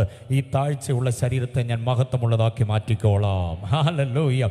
ആ വാഗ്ദത്തത്തിൽ വിശ്വസിക്കുന്നവർ എത്ര പേരുണ്ട്? സഹോദരിമാരെ, സഹോദരന്മാർ, അങ്ങ് പിൻനിരയിലുള്ളവരൊക്കെ കേൾക്കുന്നുണ്ടോ? ഈ ശരീരത്തിനൊരു മാറ്റമുണ്ടാകും. ഇത് താഴ്ചയുള്ളത് മണ്ണിൽ നിന്നെടുത്തത് മണ്ണിലേക്ക് തന്നെ മാറ്റപ്പെടും. പക്ഷേ ഇതിനെ മഹത്വമുള്ളതാക്കി കർത്താവ് മാറ്റും. എന്താണ് അതിൻ്റെ ഉറപ്പ്? ഉറപ്പുണ്ട്. എൻ്റെ കർത്താവിൻ്റെ ഉയർത്തെഴുന്നേൽപ്പാണ് അതിൻ്റെ ഉറപ്പ്. ഹല്ലേലൂയ. മണ്ണിന് പിടിച്ചു വെക്കുവാൻ, കല്ലറയ്ക്ക് പിടിച്ചു വെക്കുവാൻ, സമസ്ത ഭൂതപ്രേത പിശാചുക്കളും കൂടെ നോക്കി അടച്ചു വെക്കാൻ അതൊന്നും നടന്നില്ല. തിരുവെഴുത്തിൻ പ്രകാരം അവൻ ഉയർത്തെഴുന്നേറ്റ് വന്നു. ആ ഉയർത്തെഴുന്നേൽപ്പ് നമുക്കൊരു ഉയർപ്പുണ്ടെന്ന് ഉറപ്പ് തന്നിരിക്കുകയാണ്. നമ്മുടെ ഈ താഴ്ചയുള്ള മൺ ശരീരത്തെ അവൻ മഹത്വമുള്ളതാക്കി മാറ്റും. കൊരിന്ത്യ ലേഖനത്തിൽ വായിക്കുന്നു. എന്താ? കൊരിന്ത്യ ലേഖനം 15:52 പറയുന്നു, കാഹളം ധ്വനിക്കും, മരിച്ചവരായി ഉയർക്കും, നാം രൂപാന്തരപ്പെടും.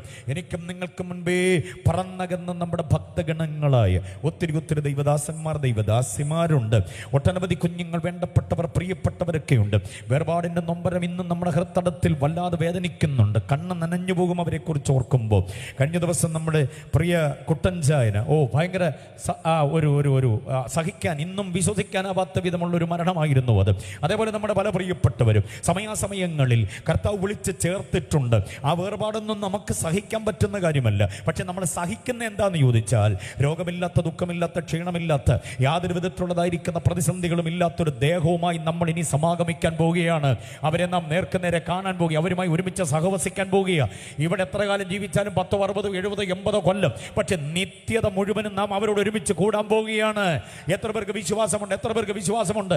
ഒരു നിമിഷം നമ്മുടെ പ്രിയപ്പെട്ടവർ, നമുക്ക് മുമ്പേ പറന്നുപോയ പ്രിയപ്പെട്ടവരെയൊക്കെ ഓർത്തു നോക്കുകയെ. അവരുടെ ശുഷ്കമായ ശരീരമായിട്ടല്ല, അവരുടെ വാർദ്ധക്യ സഹജമായ ക്ഷീണ ശരീരവുമായിട്ടല്ല, അമർത്യതയുടെ നവയൗവനവുമായി നാം അവരോട് ഒരുമിച്ച് ചേരാൻ പോവുകയാണ്. ആ പ്രത്യാശയുള്ളവരെ കരങ്ങൾ ഉയർത്തി കർത്താവിനെ സ്തുതിച്ചാട്ടെ. ഈ താഴ്ചയുള്ള ശരീരത്തെ മഹത്വമുള്ളതാക്കി മാറ്റാമെന്ന വിലയേറിയ വാഗ്ദത്തമാണ് ഏത് പ്രതിസന്ധിക്കും ഈ ശരീരത്തെ വിട്ടുകൊടുക്കാൻ നമ്മൾ തയ്യാറാകുന്നത്. പ്രസംഗവേദികളിലൊക്കെ നിന്ന് ആവേശത്തോടെ പ്രസംഗിക്കുമ്പോൾ ചിലർ ചോദിക്കാറുണ്ട്, അയ്യോ പേടിയില്ലേ പാസ്റ്റർ ഇങ്ങനെയൊക്കെ പറയാൻ? പേടിയില്ലാത്തതിൻ്റെ കാരണം, പേടിയുണ്ട് ഉള്ളിൻ്റെ ഉള്ളിൽ. മനുഷ്യ സഹജമാണല്ലോ പേടി. കഴിഞ്ഞ ദിവസം ഞാൻ കണ്ണൂരിനപ്പുറത്ത് ചെറുവത്തൂരായിരുന്നു. ഒരു തുറന്ന വേദിയിൽ അവിടെ നിന്ന് ആദ്യമാണ്, ലോകത്തിൽ ആദ്യം, ഈ ലോകമുണ്ടായതിനു ശേഷം ആദ്യമായാണ് ചെറുവത്തൂർ സുവിശേഷ യോഗം നടക്കുക. ഒരു പള്ളിപ്പെരുന്നാൾ പോലും നടക്കാത്ത ദേശമാണ് ചെറുവത്തൂർ എന്ന് പറയുന്നത്. അതിന് തൊട്ടപ്പുറത്ത് ഒത്തിരി സ്ഥലങ്ങളുണ്ട്. അവിടെ നിന്നെല്ലാം ആളുകൾ ധാരാളം വന്നുകൂടിയിരുന്നു. ആദ്യത്തെ കൺവെൻഷൻ നാട്ടുകാർ മുഴുവനും കൂടി വന്നിരുന്നു. സുവിശേഷം ശക്തമായി പ്രസംഗിച്ചു. ഇറങ്ങി വന്നപ്പോൾ ഒരാൾ, 1-2 പേര് കൂട്ടമായി വന്ന് ചോദിച്ചു, അയ്യോ ഭയങ്കരമായി, ഞങ്ങൾ പേടിച്ചാണ് ഇവിടെ ഇരുന്നത് സുവിശേഷത്തിൻ്റെ തനിമയെക്കുറിച്ച് ഇങ്ങനെ പറഞ്ഞപ്പോൾ. ഞാൻ പറഞ്ഞു, പേടിയില്ല, പേടി ഉണ്ട്, പക്ഷേ പേടിയില്ലാതെ നിൽക്കാനുള്ള കാരണം എന്താണെന്ന് ചോദിച്ചാൽ, ഈ ശരീരം ഇങ്ങനെ തകർന്ന് തരിപ്പണമായി വെട്ടി നുറുക്കപ്പെട്ട് ഈ വേദിയിൽ നിന്ന് മുമ്പോട്ട് മൂക്കുകുത്തി അങ്ങ് പോകേണ്ട വന്നാലും അകതാരിൽ ഒരു ഉറപ്പുണ്ട്. ഒറ്റ നിമിഷത്തിൻ്റെ 1/8 അംശം കൊണ്ട് ആ വീണ മൃതശരീരം അവിടെ കളഞ്ഞിട്ട് വീട് പറ്റും അങ്ങ് മുകളിലേക്ക്. Price the Lord. ഇതിൻ്റെ തൊട്ട് മുകളിൽ വീടാണ്, അങ്ങോട്ടങ്ങ് കയറും. ആ ഒരു ആവേശമാണ് സുവിശേഷം പ്രസംഗിക്കാനും സുവിശേഷത്തിന് വേണ്ടി നിൽക്കാനും. ഞാൻ പറയുന്നത്, ഈ ചിന്ത മറന്നു പോകരുത്. നമ്മുടെ ശരീരത്തിൻ്റെ താഴ്ച മാറ്റി ഇതിനെ മഹത്വമുള്ളതാക്കി കർത്താവ് മാറ്റും. അതുകൊണ്ട് തന്നെയാണ് ഞാൻ പറയാം, ഏതെങ്കിലും ഒരു യോഗത്തിന് വന്നിട്ട് ശാരീരികമായിരിക്കുന്ന രോഗസൗഖ്യം കിട്ടിയില്ലെന്നിരിക്കട്ടെ, മുഴ മാറിയില്ലെന്നിരിക്കട്ടെ, രോഗം മാറിയില്ലെന്നിരിക്കട്ടെ, ക്യാൻസറോടെ വന്ന് ക്യാൻസറോടെ മടങ്ങിപ്പോയെന്നിരിക്കട്ടെ, ട്യൂമറുമായി വന്ന് ട്യൂമറുമായി തന്നെ പോയെന്നിരിക്കട്ടെ, എല്ലാവർക്കും ഒന്നും സൗഖ്യം കിട്ടിയ ചരിത്രമൊന്നുമില്ല. ചിലർക്ക് സൗഖ്യം കിട്ടും, എല്ലാവർക്കും കിട്ടണമെന്നില്ല. സൗഖ്യം കിട്ടിയില്ലെങ്കിൽ വേദനപ്പെടേണ്ട കാര്യമൊന്നുമില്ല. എന്തുകൊണ്ടെന്നറിയാമോ? നാം ഉയർത്തു വരുന്ന ശരീരത്തിൽ ഈ മുഴയും രോഗവും അസ്വസ്ഥതയും ഒന്നുമില്ല.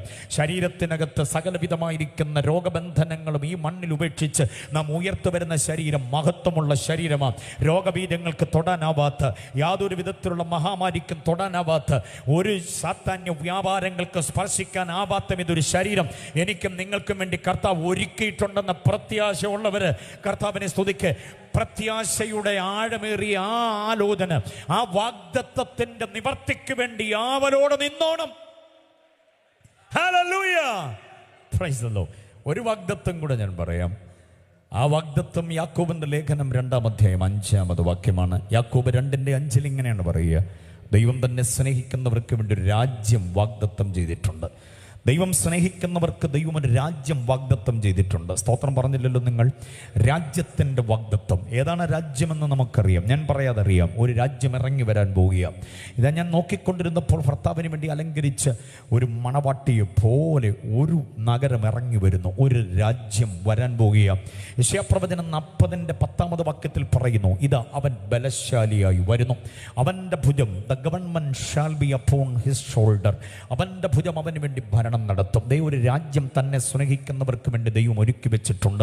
നിന്റെ രാജ്യം വരയണമേ എന്നുള്ള സകല ക്രൈസ്തവ ജനതയുടെയും പ്രഭാത പ്രദോഷ, പിന്നെ സമയം കിട്ടുമ്പോഴൊക്കെയുള്ള ദീർഘമായ പ്രാർത്ഥനകളിൽ ആവർത്തിച്ചു പറയുന്ന ഒരു അനുഗ്രഹീതമായിരിക്കുന്ന ആവശ്യമാണത്. നിന്റെ രാജ്യം വരയണമേ.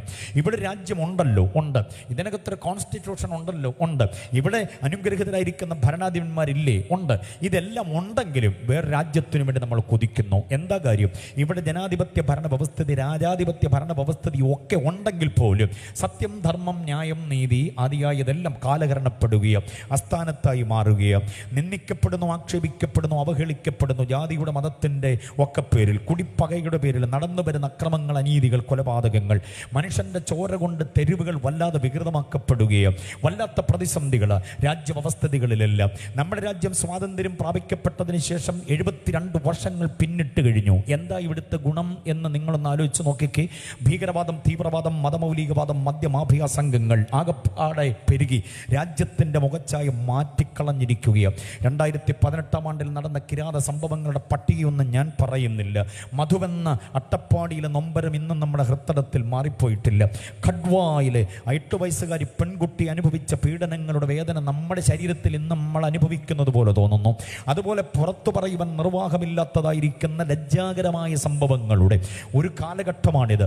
സംസ്ഥാന ഗവൺമെൻറ് ആര് ഭരിച്ചാലും, കേന്ദ്രതലം ആര് ഭരിച്ചാലും ഈ ഗതികേടുകൾക്ക് അറുതിയില്ലാത്ത വിധം ഇതിങ്ങനെ തുടരുകയാണ്. 72 വർഷമായി സ്വാതന്ത്ര്യം കിട്ടിയിട്ട് ഇന്നും ഇവിടുത്തെ സാധാരണക്കാരുടെ നൊമ്പരങ്ങൾക്ക് പരിഹാരമില്ല. മനസ്സിലാകുന്നുണ്ടോ? ഒരു കുഞ്ഞിനെ നമ്മൾ 3 വയസ്സ് മുതൽ വിദ്യാഭ്യാസ വകുപ്പിന് കൊടുക്കുകയാണ്. ഏതാണ്ട് 20 വർഷം ആ കുഞ്ഞിനെ വിദ്യാഭ്യാസ വകുപ്പ് പഠിപ്പിക്കുന്നുണ്ട്. പ്രയോജനപ്രദമായ സ്വഭാവ സംസ്കരണത്തിൻ്റെ ഒരു പാഠങ്ങളും അവന് കൊടുക്കുന്നില്ല. ഒരു പ്രയോജനവുമില്ലാത്ത കുറേ ചിന്തകളും കണക്കുകളും സിദ്ധാന്തങ്ങളും ഇക്വേഷനുകളും പഠിപ്പിച്ച് 22-20ഓളം കൊല്ലങ്ങൾ വെറുതെയാകുന്നു. അവൻ ഇറങ്ങി വരുമ്പോൾ അക്ഷരം പഠിപ്പിച്ച അധ്യാപകനോട് ആദരവില്ല, അപ്പനോടും അമ്മയോടും ബഹുമാനമില്ല, സമൂഹത്തോടുള്ള പ്രതിബദ്ധത അവനില്ല, താനൊരു പൗരനാണെന്നുള്ള ബോധമില്ലാതെ മിക്കവരും ഇറങ്ങി വരിക. അപ്പോൾ ആകപ്പാടെ തകർന്ന് തരിപ്പണമായ ഒരു ഇടപാടിലേക്ക് കാര്യങ്ങൾ നീങ്ങുകയാണ്. നിങ്ങൾക്കറിയാമോ, ആന കയറിയ കരിമ്പങ്കാട് പോലെ, കഴുത കുളിച്ച കുളം പോലെ കലങ്ങി മറിഞ്ഞ് ഇവിടുത്തെ ഭരണ വ്യവസ്ഥിതികൾ താറുമാറായിക്കൊണ്ടിരിക്കുന്നു. 5 കൊല്ലം എങ്ങനെങ്കിലും ഇരിക്കണം, ഇറങ്ങിപ്പോകണം, പിന്നെ 5 കൊല്ലം അടുത്ത ഒരു പാർട്ടി കയറണം. ഇങ്ങനെ 5 കൊല്ലം മാറി മാറി നടത്തുന്ന ഒരു ഇടപാടായിട്ട് ഇത് മാറുമ്പോഴാണ് ഉള്ളിൽ വേദനയുള്ള സകല ദൈവമക്കളും പ്രാർത്ഥിക്കുന്നു, നിന്റെ രാജ്യം വരേണമേ, നിന്റെ രാജ്യം വരേണമേ. കീശയിൽ കാശിൻ്റെ കനമുള്ളവൻ, റുപ്പീസോ ദീർഘമോ റിയാലോ ഡോളറോ ദറംസോ പൗണ്ടോ കയ്യിലുള്ളവൻ എന്ത് വൃത്തികേട് കാണിച്ചാലും നിയമം അവൻ്റെ ഭാഗത്തേക്ക് ഓച്ചാനിച്ച് നിൽക്കുന്ന ഒരു ഗതികേടാണ് ഇവിടെ ഉള്ളത്. സാധാരണക്കാരൻ ഇവിടെ ഏക്കം വലിക്കുകയാണ്. മനസ്സിലായില്ലേ? കുലപാതക നെഞ്ചു വിരിച്ച റോഡിലൂടെ നടക്കുമ്പം നിരപരാധി ഏക്കം വലിക്കുന്നു അകത്ത് ലോക്കപ്പിൽ. ഇതിനെതിരെ ഒന്നും പ്രതികരിക്കാൻ ആളില്ലാതെ വരുന്നു. അമ്മ പെങ്ങന്മാർ സുരക്ഷിതരല്ല നമ്മുടെ പൊതുവീഥികളിലും പട്ടണങ്ങളിലും ഗ്രാമങ്ങളിലും സ്വന്തം വീടിൽ പോലും അവർ സുരക്ഷിതരല്ല. 3 വയസ്സുകാരിയും 30 വയസ്സുകാരിയും 6 വയസ്സുകാരിയും 60 വയസ്സുകാരിയും മൃഗീയമായി പിച്ചി ചീന്തപ്പെടുന്ന ഈ കിരാതമായ നടപടികൾക്ക് അറുതി വരുത്തുവാൻ ഇന്ന് നിലവിലുള്ള ഗവൺമെന്റിനെ മാറ്റി മറ്റൊന്നിനെ പ്രതിഷ്ഠിച്ചാൽ നടക്കില്ല. ഇതിന് പ്രതിശാന്തി ഉണ്ടാകണമെങ്കിൽ ഒറ്റ പരിഹാരമേ ഉള്ളൂ. തന്നെ സ്നേഹിക്കുന്നവർക്ക് വേണ്ടി ദൈവം ഒരുക്കിയ രാജ്യം ഇവിടെ സ്ഥാപിതമാകണം. ആ രാജ്യം സ്ഥാപിക്കുന്നത് എൻ്റെ യേശുവാണ്. ബോധ്യമായവർ കർത്താവിനെ സ്തുതിച്ചാട്ടെ. ഈ മഹത്തായിരിക്കുന്ന 5 വാഗ്ദത്തങ്ങൾ ഉപദേശപരമായ വാഗ്ദത്തങ്ങളാണ്. പക്ഷേ ഇത് പ്രാപിക്കണമെന്നുണ്ടെങ്കിൽ ഉപദേശത്തിൻ്റെ തനിമയിലേക്ക് വന്നേ പറ്റൂ. വിലയേറിയതും അതിമഹത്വമായിരിക്കുന്ന വാഗ്ദത്തങ്ങൾ 4 നാം കേട്ടു. ഒരു വാഗ്ദത്തം കൂടെ നിങ്ങൾ കൂട്ടത്തിൽ പിൻ ചെയ്തു കൊള്ളണം. തീത്തോസിന്റെ ലേഖനം 1-ാം അധ്യായം 2-ാമത് വാക്യം. സകലകാലത്തിന് മുൻപേ വാഗ്ദത്തം ചെയ്ത നിത്യജീവൻ. നിത്യജീവനാണ് ഏറ്റവും പ്രധാനമായ ഈ കളക്ഷനിലെ വാഗ്ദത്തം. നിത്യജീവന്റെ വാഗ്ദത്തം അത് ഇന്നലെയോ ഇന്നോ വാഗ്ദത്തം ചെയ്തതല്ല, സകലകാലത്തിനു മുൻപേ വാഗ്ദത്തം ചെയ്തതാണ്. അപ്പോൾ 5 വാഗ്ദത്തങ്ങളെയാണ് ഞാൻ നിരത്തി പറഞ്ഞത്. ഈ 5 വാഗ്ദത്തങ്ങളും വിലയേറിയതും അതിമഹത്വവുമായതാണ്. ഇതെല്ലാം ഊവ് എന്ന് മാത്രമേ ഉള്ളൂ. ഈ വാഗ്ദത്തങ്ങൾക്ക് മാറ്റമില്ല. ഇതൊരിക്കലും നിഷ്ഫലമായി പോകുന്നതുമല്ല. മാനവജാതിയുടെ യഥാർത്ഥമായിരിക്കുന്ന ദൈവികതയിലേക്ക് ഈ പാർത്തലത്തിലെ ജീവിതം അവസാനിപ്പിച്ച് ഈ മണ്ണിൽ വിലയം പ്രാപിക്കുകയല്ല. പകരം ഈ വാഗ്ദത്തങ്ങൾ 5 ഒരുമിച്ച് സ്വായത്തമാക്കുന്നൊരു വ്യക്തി നിത്യതയിലേക്ക് മാറ്റപ്പെടുകയാണ്. നിത്യതയുടെ ദർശനമുള്ളവർ കർത്താവിനെ കരങ്ങൾ ഉയർത്തി സ്തുതിച്ചാട്ടെ. Price the Lord. ഇനി അടുത്ത ചിന്തയിലേക്ക്, സന്ദേശത്തിൻ്റെ 2-ാം പാദത്തിലേക്ക് വരിക, 2-ാം ഭാഗത്തിലേക്ക് വരികയാണ്. ഈ പറയപ്പെട്ട 5 വാഗ്ദത്തങ്ങൾ പ്രാപിക്കേണ്ടതിനുള്ള യോഗ്യത എന്താണ് എന്നുള്ളതാണ്. വാഗ്ദത്ത പ്രാപണത്തിൻ്റെ യോഗ്യത എന്താണ് എന്നതാണ് ഇനി ഞാൻ പറയാൻ വരുന്നത്. നീട്ടിപ്പരത്തി പറയാൻ നേരം അധികമില്ല എങ്കിലും അത്യാവശ്യ ചിന്തകളിലൂടെ ദൈവാത്മാവ് നമ്മെ നടത്തേണ്ടതിന് പ്രാർത്ഥനയോടെയായിരിക്കാം. വചനം ഇങ്ങനെ ശാന്തമായി പഠിക്കുന്നത് സന്തോഷമാണല്ലോ. Praise the Lord. സന്തോഷമാണോ അല്ലയോ? അതെ, പ്രൈസ് ദ ലോർഡ്. അങ്ങനെങ്കിൽ നമുക്ക് ഇവിടെ ഇരിക്കാം. നാളെ സഭായോഗം ഉള്ളതുകൊണ്ട് 12 മണിക്ക് മുമ്പേ നിർത്തണമെന്ന് എന്നോട് പറഞ്ഞിട്ടുണ്ട് സാറ്. ഞാൻ അതിനു വേണ്ടി പരിശ്രമിക്കുക. സന്തോഷമാണോ? ഇച്ചിരി നീണ്ടുപോയ സന്തോഷമാണോ? എല്ലാവരും ഒന്നും അല്ലേ പറയുന്നില്ല, നീട്ടുന്നില്ല. പക്ഷെ അതുകൊണ്ട് കുറുക്കത്തില്ല. Praise the Lord. നീട്ടുന്നില്ല എന്നുള്ളത് കൊണ്ട് ഇത് കുറുക്കിത്തരത്തുമില്ല. അതിൻ്റെ ഒറിജിനൽ ആലോചനകളിലേക്ക് ദൈവാത്മാവ് നമ്മെ നടത്തട്ടെ. പ്രാർത്ഥനയോടെ നമുക്ക് പഠിച്ചു തുടങ്ങാം. 5 വാഗ്ദത്തങ്ങൾ ഞാൻ പറഞ്ഞല്ലോ. ഒന്നാമത്തേത് ഏതായിരുന്നു? ഒന്നാമത് നാം ചിന്തിച്ച വാഗ്ദത്തം മറന്നു പോകരുത്. 5 കാര്യങ്ങൾ തഞ്ചമായി എന്നും മനസ്സിൻ്റെ ചെപ്പിൽ കരുതിക്കൊള്ളണം. യേശുവെന്ന വാഗ്ദത്തം, സുവിശേഷമെന്ന വാഗ്ദത്തം, പരിശുദ്ധാത്മാവെന്ന വാഗ്ദത്തം, നിത്യജീവൻ എന്ന വാഗ്ദത്തം, ദൈവരാജ്യമെന്ന വാഗ്ദത്തം. ഈ വാഗ്ദത്തങ്ങൾ പ്രാപിക്കണമെന്നുണ്ടെങ്കിൽ എന്താണ് നമ്മുടെ ഭാഗത്തുണ്ടാകേണ്ട കടമ, കടപ്പാട്, ധർമ്മം, ഉത്തരവാദിത്വം എന്താണെന്ന് നാം അറിയണം. ആണും പെണ്ണും അറിയണം. അത് നന്നായി. കുഞ്ഞും വലുതും അറിയണം. ഉത്തമമായൊരു വാക്യം, ഇതിൻ്റെ പ്രാപണത്തിൻ്റെ യോഗ്യത അതിന് തെളിയിക്കുന്നൊരു വാക്യം തരികയാണ്. അത് 2 കൊരിന്ത്യർ ലേഖനം 7-ാം അധ്യായം 1-ാമത് വാക്യമാണ്. 2 കൊരിന്ത്യർ 7-ന്റെ 1-ാമത് വാക്യം. വാക്യം ഇങ്ങനെയാണ്: ഈ വാഗ്ദത്തങ്ങൾ നമുക്കുള്ളത് കൊണ്ട്. ഏത് വാഗ്ദത്തങ്ങൾ? ഈ പറഞ്ഞ 5 വാഗ്ദത്തങ്ങൾ നമുക്കുള്ളത് കൊണ്ട് നാം ജഡത്തിലെയും ആത്മാവിലെയും സകല കന്മഷവും നീക്കി ദൈവഭയത്തിൽ നമ്മെ തന്നെ വെടിപ്പാക്കി വിശുദ്ധിയെ തികച്ചു കൊള്ളണം. Price the Lord. സ്തോത്രം പറഞ്ഞില്ലല്ലോ ആരും. പറഞ്ഞായിരിക്കും, പക്ഷെ ഇവിടെ കേട്ടില്ല. ഒന്നുകൂടെ ഒരു നല്ല സ്തോത്രം പറ, നല്ലൊരു ഹല്ലേലൂയ. Price the Lord. അപ്പോൾ ഈ വാഗ്ദത്തങ്ങൾ നമുക്കുള്ളത് കൊണ്ട് വിഷയം അതിൻ്റെ കണക്ഷൻ വിട്ടുപോകരുത്. ഓക്കെ, വിഷയം നന്നായി നിങ്ങൾക്ക് ബോധ്യമാകത്തക്ക നിലയിലാണ് ഞാനതിനെ ക്രമീകരിച്ചു വരുന്നത്. ഈ വാഗ്ദത്തങ്ങൾ എന്ന് പറഞ്ഞാൽ എഴുതാൻ പറ്റുന്ന 5 വാഗ്ദത്തങ്ങൾ. ക്രിസ്തുവെന്ന വാഗ്ദത്തം. ഓക്കെ, ആ ക്രിസ്തുവിലൂടെ ലഭിക്കപ്പെട്ട സുവിശേഷം എന്ന വാഗ്ദത്തം, ആ കർത്താവ് നമുക്ക് പകർന്നു തന്ന പരിശുദ്ധാത്മാവെന്ന വാഗ്ദത്തം, ആ കർത്താവിനെ സ്ഥാപിക്കാൻ പോകുന്ന ദൈവരാജ്യമെന്ന വാഗ്ദത്തം, മാത്രമല്ല ആ കർത്താവ് നമുക്ക് സമ്മാനിച്ച് നമ്മെ നിത്യതയിലേക്ക് ആദായപ്പെടുത്തുന്ന, മരണത്തിന് തീണ്ടാനാവാത്ത വിധം നമുക്ക് തരാൻ പോകുന്ന നിത്യജീവൻ എന്ന വാഗ്ദത്തം. ഇത് നമുക്കുള്ളത് കൊണ്ട് നാം എന്തോ ചെയ്തേ പറ്റുള്ളൂ? ജഡത്തിലെയും ആത്മാവിലെയും സകല കന്മഷവും പോക്കി വിശുദ്ധരായ പോരാ, വിശുദ്ധിയിൽ തികഞ്ഞവരാകണം. ഹല്ലേലൂയ. ഇനി ഞാൻ ദൈവമക്കളോടാണ് പറയാൻ പോകുന്നത്. ഇതുവരെ ഞാൻ കൺവെൻഷൻ്റെ പൊതു സ്വഭാവത്തിലാണ് നിന്നത്. ഇനി ജനറൽ കൺവെൻഷനിൽ വന്നു ചേർന്നിട്ടുള്ള രക്ഷിക്കപ്പെട്ട ദൈവമക്കളോട് മാത്രം സംവദിക്കാൻ പോവുകയാണ്. ശ്രദ്ധയോടെ കേട്ടുകൊള്ളണം. വിശ്വാസ ജീവിതത്തിൻ്റെ വഴിത്താരയിൽ നാം അറിയേണ്ട അതിമഹത്തായ കാര്യമാണ് ശരീരത്തിൻ്റെ വിശുദ്ധി, മനസ്സിൻ്റെ വിശുദ്ധി, ആന്തരിക വിശുദ്ധി, ബാഹ്യമണ്ഡലത്തിൻ്റെ വിശുദ്ധി. ഈ വിശുദ്ധിയുടെ പ്രമാണം കാലഹരണപ്പെട്ടോ? ഇന്ന് പ്രസംഗിക്കുന്നവർ പലരും വിശുദ്ധിയെക്കുറിച്ച് പറയുന്നില്ലയോ? അങ്ങനെയൊക്കെ പൊതു പരാതികളുണ്ട്. പലതും ചിലതിനെക്കുറിച്ചൊക്കെ ആളുകൾ ധാരാളം പ്രസംഗിക്കുന്നുണ്ട്. പക്ഷേ വിശുദ്ധിയുടെ വിഷയം കാലഹരണപ്പെട്ടതുപോലെയാണ് എന്ന് പ്രായമായവർ പലരും പല കൺവെൻഷനും കഴിഞ്ഞിട്ട് പരിതാപത്തോടെ മടങ്ങി വരാറുണ്ട്. എങ്ങനെ ഉണ്ടായിരുന്ന പച്ച പ്രസംഗം? കൊള്ളാമായിരുന്നു. പക്ഷേ വിശുദ്ധിയും വേർപാടിനെ കുറിച്ച് ഒന്നും മിണ്ടിയില്ല ദൈവദാസൻ. എങ്ങനെ ഉണ്ടായിരുന്നു അമ്മജി? കൊള്ളാമായിരുന്നു. ആട്ടും പാട്ടും കൊട്ടും എല്ലാം കൊള്ളാമായിരുന്നു. പക്ഷേ വിശുദ്ധ ജീവിതത്തെക്കുറിച്ചും ഒന്നും പറഞ്ഞില്ല. പെന്തക്കോസ്തിൻ്റെ തനത് സംസ്കാരത്തെക്കുറിച്ചൊന്നും പറഞ്ഞില്ല. അങ്ങനെയൊക്കെ കേൾക്കുമ്പം ഉള്ളിൽ ഭയം തോന്നാറുണ്ട്. പ്രസംഗകൻ എന്ന നിലയിൽ ഭയം തോന്നാറുണ്ട്. അങ്ങനെ പ്രസംഗങ്ങളെ വിലയിരുത്തുന്ന പ്രബുദ്ധരായിരിക്കുന്ന ഒരു പറ്റം ജനാവലി ഉണ്ട് എന്ന കാര്യബോധം ഞങ്ങൾക്ക് ഇങ്ങനെയുള്ള ഫീഡ്ബാക്കിലൂടെയാണ് കിട്ടുക. അതുകൊണ്ട് ഇന്ന് രാത്രിയിൽ ഞാനൊരു കാര്യം ഉറപ്പിക്കുന്നു. വേദപുസ്തക സംബന്ധമായ ഏത് വിഷയങ്ങളെ നമ്മൾ ആഴത്തിൽ പഠിച്ചാലും വേദപുസ്തകം അനുശാസിക്കുന്ന വിശുദ്ധിയെക്കുറിച്ച് അറിയാതെ പോകരുത്.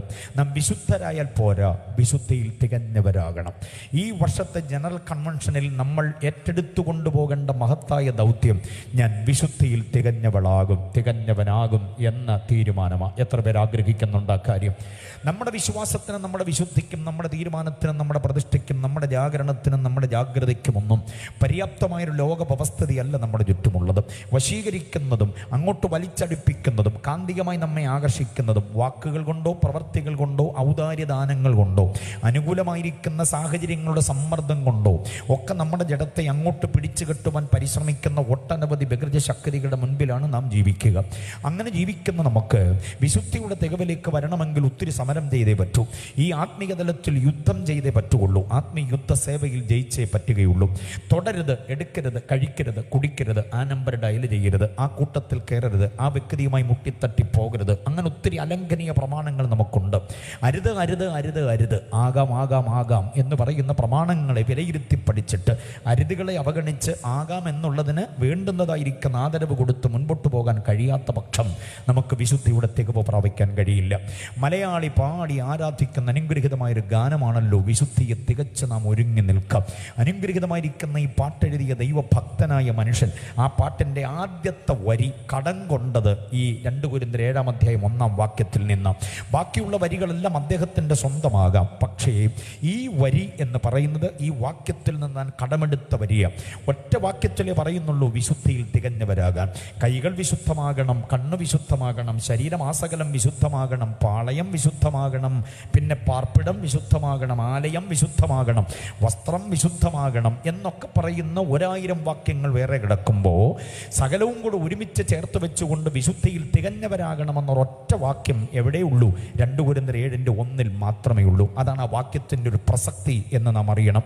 ശരീരം അകത്തും പുറത്തും ഒരേപോലെ വിശുദ്ധിയുടെ സംരക്ഷകരാകണം. നമ്മൾ വേറെ ആളുടെ സംരക്ഷകരാകുക എന്നതിനേക്കാളധികം നാം നമ്മുടെ തന്നെ കാവലാളായേ പറ്റുകയുള്ളൂ.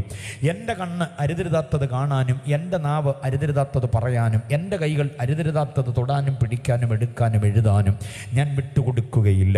എൻ്റെ കാലുകൾ ദുർമാർഗത്തിലേക്ക് ചലിക്കയില്ല, ഞാനതിനെ ദുർമാർഗത്തിൽ നിന്ന് വിലക്കും എന്നുള്ള തീരുമാനത്തോടെ നമ്മുടെ ശരീരത്തെ നമുക്ക് സംരക്ഷിക്കാൻ കഴിയുന്നില്ലെങ്കിൽ ഈ ശരീരത്തിൻ്റെ പ്രകാശം അണഞ്ഞു പോകും. ശരീരത്തിൻ്റെ പ്രകാശം അണഞ്ഞുപോയാൽ അന്ധതമസ് വ്യാപരിക്കും. വക്രഗതിയുള്ള നക്ഷത്രമായി നമ്മൾ മാറും. മുട്ടിത്തട്ടി തകർന്ന് തരിപ്പണമായി പോകും. പെന്തക്കോസ്തനും നിൽക്കുന്ന സഭയ്ക്കും ആക്ഷേപമായി മാറും. അതുകൊണ്ട് ഇന്ന് രാത്രി എന്നെ കേൾക്കുന്ന കുഞ്ഞനുജത്തിമാർ, കുഞ്ഞനുജന്മാർ, ജ്യേഷ്ഠ സഹോദരങ്ങൾ, ജ്യേഷ്ഠത്തിമാർ, എൻ്റെ ആൻറ്റിമാർ, അങ്കിളുമാർ, മാതാപിതാക്കൾ മുഴുവനും പ്രായഭേദമില്ലാതെ ലിംഗഭേദമില്ലാതെ കേട്ടുകൊള്ളണം. നിങ്ങളുടെയിലേക്ക് ഞാൻ എന്നെയും കൂടെ പിടിച്ചിരുത്തിക്കൊണ്ട് പറയുന്നു, കർത്താവിൻ്റെ വിലയേറിയ വാഗ്ദത്തങ്ങൾ 5 ആദ്യം അക്കമിട്ട് പറഞ്ഞത് നമുക്ക് സ്വായത്തമാകണമെങ്കിൽ ഈ ശരീരം ദൈവമുൻപാകെ വിശുദ്ധമായേ പറ്റുകയുള്ളൂ. വിശുദ്ധിയിൽ തികഞ്ഞതേ ആയിത്തീർന്നേ പറ്റുകയുള്ളൂ. ജനറൽ കൺവെൻഷൻ്റെ, സെക്ഷൻ കൺവെൻഷനുകളുടെ, ഡിസ്ട്രിക്ട് കൺവെൻഷനുകളുടെ, യൂണിയൻ കൺവെൻഷനുകളുടെ, ഐക്യ കൺവെൻഷനുകളുടെ ഒരു കാലമാണ് ഏതാണ്ട് സെപ്റ്റംബർ മുതൽ ഇങ്ങോട്ട് അടുത്ത ഒരു മാർച്ച്, അത് കഴിഞ്ഞ് ഏപ്രിലും കൂടെ ആകുമ്പം ഈ കൺവെൻഷൻ്റെ തരംഗങ്ങൾ ഇങ്ങനെ കൊടുമ്പിരിക്കൊണ്ട് നിൽക്കുന്ന നേരത്ത് പലയിടങ്ങളിൽ കേൾക്കുന്ന പാട്ടും അതിൻ്റെ നറേഷനും അതിൻ്റെ പ്രസംഗകരുടെ അനുഗ്രഹീത സന്ദേശങ്ങളും ഒക്കെ കേൾക്കുമ്പോൾ വിശുദ്ധിയുടെ ഒരു സീസണാണ് ഈ കാലം. പക്ഷെ അതെല്ലാം കഴിഞ്ഞ് ഇതെല്ലാം ഒന്ന് അടങ്ങിക്കഴിഞ്ഞാൽ പിന്നെ നമുക്കിഷ്ടമുള്ള വഴിത്താരകളിലൂടെ നമ്മുടെ ഇന്ദ്രിയ വ്യവസ്ഥിതികളിലെ പാപരാഗങ്ങൾ നമ്മെ നയിക്കുന്നുണ്ടെങ്കിൽ ആത്മീക ജീവിതം പൊള്ളത്തരമായി മാറും. കാപട്യത്തിൻ്റെ പരീക്ഷവർഗത്തിൻ്റെ പിന്തുടർച്ചക്കാരായി നമ്മൾ മാറും. അത് വരാതിരിക്കേണ്ടതിന് കേൾക്കണം അല്പനേരം കൂടെ. വാഗ്ദത്തം നമുക്ക് ലഭിക്കപ്പെടണമെങ്കിൽ ഈ വാഗ്ദത്തങ്ങൾ നമുക്കുള്ളത് കൊണ്ട് നാം വിശുദ്ധിയിൽ തികഞ്ഞവരായേ പറ്റുകയുള്ളൂ. എന്താണ് ശരീരത്തിൻ്റെ പ്രസക്തി? കേട്ടോണം, കുഞ്ഞുങ്ങളടക്കം ശ്രദ്ധിച്ച് കേട്ടോണം. എന്താണ് ശരീരത്തിൻ്റെ പ്രസക്തി? ദേ അക്കമിട്ട് പറയാം, 1, 2, 3 എന്ന് അക്കമിട്ട് പറയാം. 1, ഈ ശരീരം എന്ന് പറയുന്നത് ദൈവത്തിൻ്റെ മന്ദിരമാണ്. അറിയാം നമുക്ക് ആ കാര്യം. 1 കൊരിന്ത്യർ 3:16, 1 കൊരിന്ത്യർ 6:19 വാക്യങ്ങൾ വായിക്കേണ്ടതില്ല, നമുക്കറിയാവുന്ന വാക്യമാണ്. 1 കൊരിന്ത്യർ 3:14 പറയുന്നു, know you not that you are the temple of God. നിങ്ങൾ അറിയുന്നില്ലയോ നിങ്ങൾ ദൈവത്തിൻ്റെ മന്ദിരമാണ്. ദൈവം വസിക്കാൻ ആഗ്രഹിക്കുന്ന മന്ദിരം, ക്ഷേത്രം, ആലയം, മോസ്ക് എന്നൊക്കെ പറയുന്നത് നമ്മൾ കൈപ്പണിയായി ഉണ്ടാക്കിയതല്ല. അതിനകത്ത് ദൈവം വസിപ്പാൻ ആഗ്രഹിക്കുന്നില്ല. വളരെ ആകർഷകമായിരിക്കുന്ന മിനാരങ്ങൾ ഉള്ള എന്ന് പറഞ്ഞ താഴികക്കുടങ്ങളുള്ള വമ്പൻ മോസ്കുകൾ നമുക്ക് കാണാൻ കഴിയുന്നുണ്ട്. ശില്പവൈദഗ്ധ്യം കൊണ്ട് പാർശ്വഭംഗി വരുത്തിയ ക്ഷേത്രങ്ങൾ അനവധി നിരവധി നമുക്കുണ്ട്. കുരിശേന്തി അൾത്താരകളുള്ള വമ്പൻ ആലയങ്ങൾ നമുക്കുണ്ട്. ഗുരുദ്വാരകൾ നമുക്കിഷ്ടം പോലെയുണ്ട്. പിന്നെ സിനഗോഗുകൾ പോലെയുള്ള കുഞ്ഞു കുഞ്ഞു പ്രാർത്ഥന ആലയങ്ങൾ നമുക്കുണ്ട്. ഇതെല്ലാം ഉണ്ടെങ്കിലും ഓർത്തുകൊള്ളണം, ദൈവം ഉടയ തമ്പുരാൻ, പടച്ച തമ്പുരാൻ, സർവശക്തൻ, സർവജ്ഞാനി, സർവവ്യാപി, സർവാധികാരി, പരമാധികാരി ആയ ഏകസത്യ ദൈവം, നിത്യനായവൻ, പരമകാരുണീകനായവൻ പാർക്കാൻ ആഗ്രഹിക്കുന്നത് നാം എന്ന പള്ളിയിലാണ്, നമ്മുടെ ശരീരം എന്ന അമ്പലത്തിൽ. എത്ര പേര് വിശ്വസിക്കുന്നുണ്ടത്? ഇതാണും പെണ്ണും അറിയണം. കുഞ്ഞെ, നിന്റെ പഠനകാലത്ത് നീ അതറിയണം. നിന്റെ ഉപരിപഠനകാലത്ത് നീ അതറിയണം. ഉപജീവനത്തിൻ്റെ വഴി തേടിപ്പോകുന്ന കാലത്തും അറിയണം. ഭർത്താവില്ലാതെ ഒറ്റയ്ക്ക് വീട്ടിലിരിക്കുന്ന നേരത്തും ഈ വിചാരം നിന്നെ ഭരിക്കണം. ഭാര്യയില്ലാതെ നീ ഒറ്റയ്ക്ക് വീട്ടിലിരിക്കേണ്ടി വരുമ്പോഴും ഈ വിചാരഗതി ഞങ്ങളെ ഭരിച്ചേ പറ്റുകയുള്ളൂ. എൻ്റെ ശരീരം ദൈവത്തിൻ്റെ മന്ദിരമാണ്. അതുകൊണ്ട് അരുതരുതാത്തതിനെ തൊട്ടുകൂടെ, പിടിച്ചുകൂടെ, കഴിച്ചുകൂടെ, ഉടുത്തുകൂടെ, ആവശ്യമില്ലാത്തതുമായി മുട്ടിത്തട്ടി ഉരുമി ഒരഞ്ഞു പോയിക്കൂടെ. എൻ്റെ ശരീരം ദൈവത്തിൻ്റെ മന്ദിരമാണ്. വിഭാര്യനാണോ താങ്കൾ? ദൈവത്തിൻ്റെ മന്ദിരമാണ് ശരീരമെന്ന നിലയിൽ സൂക്ഷിച്ചോണം. വിധവയാണോ താങ്കൾ? ദൈവത്തിൻ്റെ മന്ദിരമാണ് എൻ്റെ ശരീരമെന്ന വിചാരത്തോടെ സൂക്ഷിച്ചോണം. ഈ ശരീരത്തിലെ ഇന്ദ്രിയ വ്യവസ്ഥിതികൾ, ചേതനകൾ ഭയങ്കരമാണ്. അത് പലതും ആത്മീക ചേതനകളാകണമെന്നില്ല. പലതും ലൈംഗികതയുടെ നിയമവിരുദ്ധമായ ചേതനകളാകാം. പലതും ചിലതും കണ്ടു മോഹിച്ച് എടുത്ത് കഴിച്ച് കുടിച്ചു പോകുവാനുള്ള ചേതനകളാകാം. പക്ഷെ ഈ വിചാരം നമ്മെ ഭരിക്കണം. എൻ്റെ ശരീരം ദൈവത്തിൻ്റെ മന്ദിരമാണ്. അനുകൂലമായി കിട്ടുന്ന അവസരങ്ങളിലേക്ക് മൂക്കുകുത്തി ഞാൻ പോകാൻ പാടില്ല. എനിക്ക് എന്നെ നിലയ്ക്ക് നിർത്തിയേ പറ്റുള്ളൂ എന്നുള്ള വിചാരത്തിൻ്റെ തനിമയിൽ നമുക്ക് നിൽക്കാൻ കഴിയും. അപ്പോൾ ഒന്നാമത്തെ ചിന്ത ഇതാണ്, നമ്മുടെ ശരീരം ആലയമാണെന്നുള്ള ബോധം. ഇനി രണ്ടാമത്തെ ചിന്ത എന്താണെന്നറിയാമോ? ഈ ശരീരം ദൈവാത്മാവിൻ്റെ അധിവാസ പാത്രമാണെന്നറിയണം. വാചകം മനസ്സിലായോ? ദൈവാത്മാവ് പകർന്നു വയ്ക്കാനുള്ള പാത്രമാണ് നമ്മുടെ ശരീരം. വാക്യം എവിടെയാ? 2 കൊരിന്ത്യർ ലേഖനം 4-ാം അധ്യായം 7-ാമത് വാക്യം. അവിടെ ഇങ്ങനെയാണ് പറയുക: എങ്കിലും ഈ അത്യന്ത ശക്തി ഞങ്ങളുടെ സ്വന്തമല്ല, ദൈവത്തിൻ്റെ ദാനമത്രയെന്ന് വരേണ്ടതിന് ഈ അത്യന്ത ശക്തിയെ ഞങ്ങൾക്ക് എവിടെ പകർന്നു തന്നിരിക്കുന്നു? മൺപാത്രങ്ങളിൽ. മൺകൂടാരം, അത് ഈ ശരീരത്തെയാണ് ഉദ്ദേശിക്കുന്നത്. അതറിയാമോ? കറുത്തിരിക്കട്ടെ വെളുത്തിരിക്കട്ടെ, ഒരു ശരീരമുണ്ടല്ലോ, വണ്ണം കൂടിയതോ കുറഞ്ഞതോ അതൊന്നും വിഷയമല്ല. നീളമുള്ളതോ നീളം കുറഞ്ഞതോ അതൊന്നും വിഷയമല്ല. പൂർണ്ണതയുള്ളതോ അല്പം അംഗവൈകല്യമുള്ളതോ അതൊക്കെ നല്ല കാര്യമാണ്. പക്ഷേ ഈ ഒരു കാര്യം എപ്പോഴും ഗൗരവമായി ഓർത്തോണം. ഈ ശരീരമെന്ന പാത്രത്തിനകത്ത് ദൈവം ആഗ്രഹിക്കുന്ന തൻ്റെ ആത്മാവിനെ പകർന്നു വയ്ക്കാനാണ്. ഹല്ലേലൂയ. ആത്മാവെന്ന് പറയുന്നത് താളം, മേളം, ഉച്ചസ്ഥായിലേക്ക് ഉയരുമ്പോഴുണ്ടാകുന്ന ഒരു ഉന്മാദത്തിൻ്റെ പ്രകടനമല്ല. ഏതെങ്കിലും വിദഗ്ധനായിരിക്കുന്ന ഒരു വ്യക്തി താളങ്ങളെ ഉയർത്തുമ്പോൾ ഉണ്ടാകുന്ന ഒരു ആവേശത്തിൽ എവിടെ നിന്നും ആത്മാവ് നമ്മിലേക്ക് സന്നിവേശിക്കുകയല്ല. രക്ഷിക്കപ്പെട്ട ഒരു ദൈവ പൈതൽ വിശുദ്ധിയോടെ ശരീരം കാക്കുമ്പോൾ അവനിൽ തന്നെ ആത്മാവ് അധിവസിക്കുന്നുണ്ട്. അവനിലെ ആത്മാവാണ് ആരാധനയ്ക്കും വിശുദ്ധിക്കും അവനെ പ്രേരിപ്പിക്കുന്നത്. എത്ര പേര് സമ്മതിക്കുന്നുണ്ട് ആ ഉപദേശം? നമ്മുടെ ശരീരമാണ് ദൈവാത്മാവ് അധിവസിക്കുന്നതെന്ന് ഓർത്തോണം. ആത്മാവിനെ നമ്മുടെ ഉള്ളിലാണെന്നുള്ളതിന് വാക്യങ്ങൾ ഒത്തിരി ഉണ്ട്. 2 തിമോത്തിയോസ് 1:14 2 തിമോത്തിയോസ് 1:14 പറയുന്നു, നമ്മിൽ അധിവസിക്കുന്ന ആത്മാവ് ആ ഉപനിധി കാത്തുകൊള്ളും. അപ്പം നമ്മിൽ അധിവസിക്കുകയാണ് ആത്മാവ്. ആദ്യം ഞാൻ പറഞ്ഞ വാക്യം മറക്കരുത്, 2 കൊരിന്ത്യർ 4:7.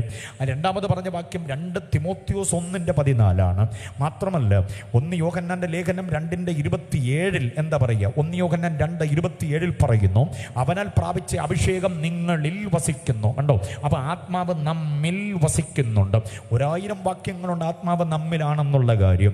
ഞാൻ നിങ്ങളുടെ മേൽ അല്ല ഇനി പകരാൻ പോകുന്നത്, എൻ്റെ ആത്മാവിനെ ഞാൻ നിങ്ങളുടെ ഉള്ളിൽ തരും. എഹെസ്കേൽ പ്രവചനം 36:27 അങ്ങനെ പറഞ്ഞിട്ട് ഇങ്ങനെയും കൂടെ പറയുന്നുണ്ട്, അപ്പോൾ നിങ്ങൾ എൻ്റെ ചട്ടങ്ങളിൽ നടക്കും. അപ്പൊ ചട്ടപ്രകാരം നടക്കണമെങ്കിൽ ആത്മാവ് മേൽ അല്ല, ആത്മാവ് അകത്തു വ്യാപരിക്കണം. എത്ര പേർക്ക് ബോധ്യമാകുന്നുണ്ട്? ആത്മാവ് അകത്തില്ലാത്തവൻ ചട്ടം തെറ്റിക്കും, പകലും തെറ്റിക്കാം, രാത്രിയിലും തെറ്റിക്കാം. ആത്മശക്തി അകത്തുള്ളവന് മാത്രമേ ചട്ടപ്രകാരം ജീവിക്കാൻ കഴിയുകയുള്ളൂ. അപ്പൊ ആത്മശക്തി പകർന്നു വയ്ക്കുന്ന പാത്രമാണ് ശരീരമെന്ന ബോധം നമ്മെ ഭരിക്കണം. എന്തിനാണെന്നറിയാമോ? ഈ വിശുദ്ധിയുടെ തികവിലേക്ക് വരേണ്ടതിനാ. ഇനി മൂന്നാമതൊരു ചിന്ത കൂടെ പറയാം. ഈ ശരീരം എന്തിനുള്ളതാണെന്നറിയാമോ? കപ്പ, കാച്ചില്, ചേന, ചേമ്പ്, ഗോതമ്പ്, അരി ഇതെല്ലാം കൂടെ വാങ്ങിച്ച് കഴിച്ച് പിന്നെ കൂട്ടത്തിൽ മത്തി, അയില, കൊഴിയാള, ചാള, ചൂര, നെയ്മീൻ ആദിയായതെല്ലാം കൂടി ഒരുമിച്ച് വെട്ടിമുറിച്ച് തുണ്ടമാക്കി പിന്നെ പോത്ത്, കാള, കോഴി, കോട്ടയം പാമ്പാടിയല്ലേ പോട്ടി എന്നും കൂടെ പറഞ്ഞെങ്കിലേ ശരിയാവുള്ളൂ. ഇതെല്ലാം കൂടെ കഴിച്ച് കുടിച്ച് ചീർത്ത് വീർപ്പിച്ച് കൊണ്ട് നടക്കാനുള്ളതല്ല ഈ ശരീരം. പിന്നെ എന്തിനാ ഈ ശരീരം എന്നറിയാമോ? റോമർ 12:1 ദൈവസന്നിധിയിൽ യാഗവസ്തുവായി സമർപ്പിക്കാനുള്ളതാണ് ഈ ശരീരം. Price the Lord. മനസ്സലിവോർപ്പിച്ച് ഞാൻ നിങ്ങളെ പ്രബോധിപ്പിക്കുന്ന, നിങ്ങൾ ബുദ്ധിയുള്ള ആരാധനയായി നിങ്ങളുടെ ശരീരങ്ങളെ ജീവനും വിശുദ്ധിയും ദൈവത്തിന് പ്രസാദവുമുള്ള യാഗമായി എന്തോ ചെയ്യണം? സമർപ്പിക്കണം. കണ്ടോ? അപ്പൊ ദൈവത്തിന്റെ മന്ദിരമാണ് ഈ ശരീരം, ഒന്നാമത്തെ കുറിപ്പ്. ദൈവത്തിന്റെ ആത്മാവിനെ പകർന്നു വെക്കേണ്ട പാത്രമാണ് ഈ ശരീരം, രണ്ടാമത്തെ കുറിപ്പ്. മൂന്നാമത്തെ കുറിപ്പ്, ദേവാലയത്തിൽ യാഗവസ്തുവായി കൊണ്ട് സമർപ്പിക്കേണ്ടത്. അതെങ്ങനെ? വിശുദ്ധിയോടെ സമർപ്പിച്ചേ പറ്റും. അപ്പൊ ഈ ശരീരത്തിന്റെ പ്രസക്തി ഇതാണ് എന്ന വിവരം എല്ലാവരെയും ബാധിച്ചേ പറ്റും, എല്ലാവരുടെയും ഉൾത്തടത്തിൽ ഉണ്ടായേ പറ്റും. അവസരത്തിന്റെ ആനുകൂല്യം മുതലെടുക്കാൻ വേണ്ടി പിശാച് പരിശ്രമിക്കുമ്പോൾ അടച്ചിട്ട മുറിയിൽ വേറെ ആരുമില്ല ഉറപ്പ് വന്നാൽ, ഇടവഴിയിൽ വേറെ ആരും സഹയാത്രികരില്ലെന്ന് ഉറപ്പ് വന്നാൽ, പഠിക്കുന്ന ജോലി ചെയ്യുന്ന മേഖലകളിൽ പരിചയക്കാർ വേറെ ആരും ഇല്ലെന്ന് ഉറപ്പ് വന്നാൽ, എന്ത് തിന്മയിലേക്ക് ചുവട് വയ്ക്കുവാൻ നമുക്ക് ആന്തരിക ചേതന തരുന്നൊരു പൈശാചിക വ്യാപാരം, ഈ ജഡവും പിശാചും ലോകവും കൂടെ ഒരുമിച്ചൊരു പാർട്ടി രൂപീകരിച്ച് നമ്മെ മലർത്തിയടിക്കാൻ ശ്രമിക്കുമ്പോൾ ഓർത്തോണം, എനിക്ക് വിശുദ്ധയായ പോരാ, എനിക്ക് വിശുദ്ധിയിൽ തികഞ്ഞവളാകണം, എനിക്ക് വിശുദ്ധനായ പോരാ, വിശുദ്ധിയിൽ തികഞ്ഞവനാകണം. എത്ര പേർക്ക് ബോധ്യമുണ്ടാ കാര്യം? ഹല്ലേലൂയ. അപ്പൊ ഈ 3 കാര്യങ്ങളെ നാം സശ്രദ്ധം സൂക്ഷിക്കുമ്പോഴാണ് നമ്മുടെ ശരീരത്തിന്റെ പ്രകാശം നിലനിൽക്കുന്നത്. ഇനി ഞാൻ ഗൗരവമായൊരു ഭാഗത്തിലേക്കാണ് പോവുക, ശ്രദ്ധിച്ചു കേട്ടോണം. നമ്മുടെ ശരീരത്തിനൊരു പ്രകാശമുണ്ട്. എന്താ ശരീരത്തിന്റെ പ്രകാശം? വിശുദ്ധിയുടെ പ്രകാശം തന്നെയാണ്. എന്നെയൊക്കെ കാണണമെങ്കിൽ നല്ല വെട്ടം, അതറിയാവുന്നതുകൊണ്ടാണല്ലോ 2-4 ലൈറ്റ് ഇങ്ങോട്ട് തന്നെ വെച്ചേക്കുന്നത്. അപ്പം നല്ല വെട്ടം ഉണ്ടെങ്കിൽ നമ്മളെ കാണത്തുള്ളൂ, എന്നെ അടക്കമുള്ളവരെ കാണത്തുള്ളൂ. Price the Lord. അതറിയാം.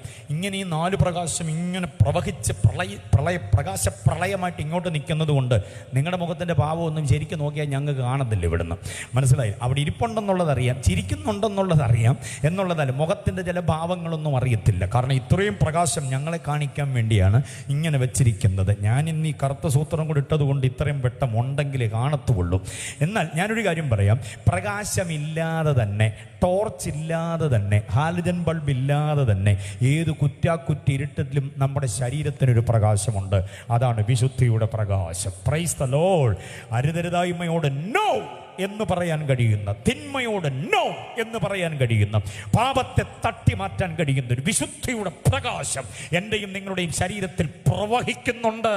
അത് അനുഭവിക്കുന്നവരും സൂക്ഷിക്കുന്നവരും കർത്താവിനെ കരങ്ങൾ ഉയർത്തി സ്തുതിച്ചാട്ടെ. ഒരു വാക്യം ഞാൻ നിങ്ങളുടെ ഉള്ളിലേക്ക് തരിക, വളരെ തീഷ്ണമായൊരു വാക്യം ഞാൻ നിങ്ങൾക്ക് നൽകി തരിക. Price the Lord. ലൂക്കോസിന്റെ സുവിശേഷം. ഇനി യേശു പറയുന്ന അനുഗ്രഹീതമായ ചില ചിന്തകളെ കോർത്തിണക്കിക്കൊണ്ട് ഞാൻ ഈ വാഗ്ദത്തത്തിൻ്റെ അത് കരഗതമാക്കുന്നതിന്, സ്വായത്തമാക്കുന്നതിനുള്ള വിചാരത്തിലേക്ക് നിങ്ങളെ കൊണ്ടുവരിക. ലൂക്കോസിന്റെ സുവിശേഷം 11:36 വാക്യം. ലൂക്കോസ് 11:36 ഇങ്ങനെയാണ് പറയുക. എന്താ? നിങ്ങളുടെ ശരീരം ഇരുട്ടിന്റെ അംശം ഒട്ടുമില്ലാതിരുന്നാൽ വിളക്ക് തിളക്കം കൊണ്ട് പ്രകാശിക്കും പോലെ അതങ്ങ് തെളിഞ്ഞോളൂ എന്ന സ്വസ്ത്രം. വാക്യം കേട്ടോ? എന്തോന്നാ പറഞ്ഞേ? നിങ്ങളുടെ ശരീരം ഇരുട്ടിന്റെ, നമ്മുടെ ശരീരത്തിൽ ഇരുട്ടിന്റെ അംശം ഒട്ടുമില്ലാതിരിക്കണം. ഇരുട്ടിന്റെ അംശം ഒട്ടുമില്ലാതിരിക്കണം. ഓ, എന്നാ ഗംഭീരമായൊരു പ്രയോഗമാണ് ഇത്. അപ്പോസ്തലന്മാരും പറയുന്നതല്ല ആൻറ്റി, പിന്നെ യേശു നേരിട്ട് പറയുക, നിന്റെ ശരീരം ഇരുട്ടിൻ്റെ അംശം ഒട്ടുമില്ലാതെ പ്രകാശിതം, അശേഷം പ്രകാശിതമായിരിക്കണം. അങ്ങനെയാണെങ്കിൽ ഏത് ഇരുട്ടിനെയും കുത്തി തുളച്ചുകൊണ്ട് നമുക്ക് നിൽക്കാൻ കഴിയും.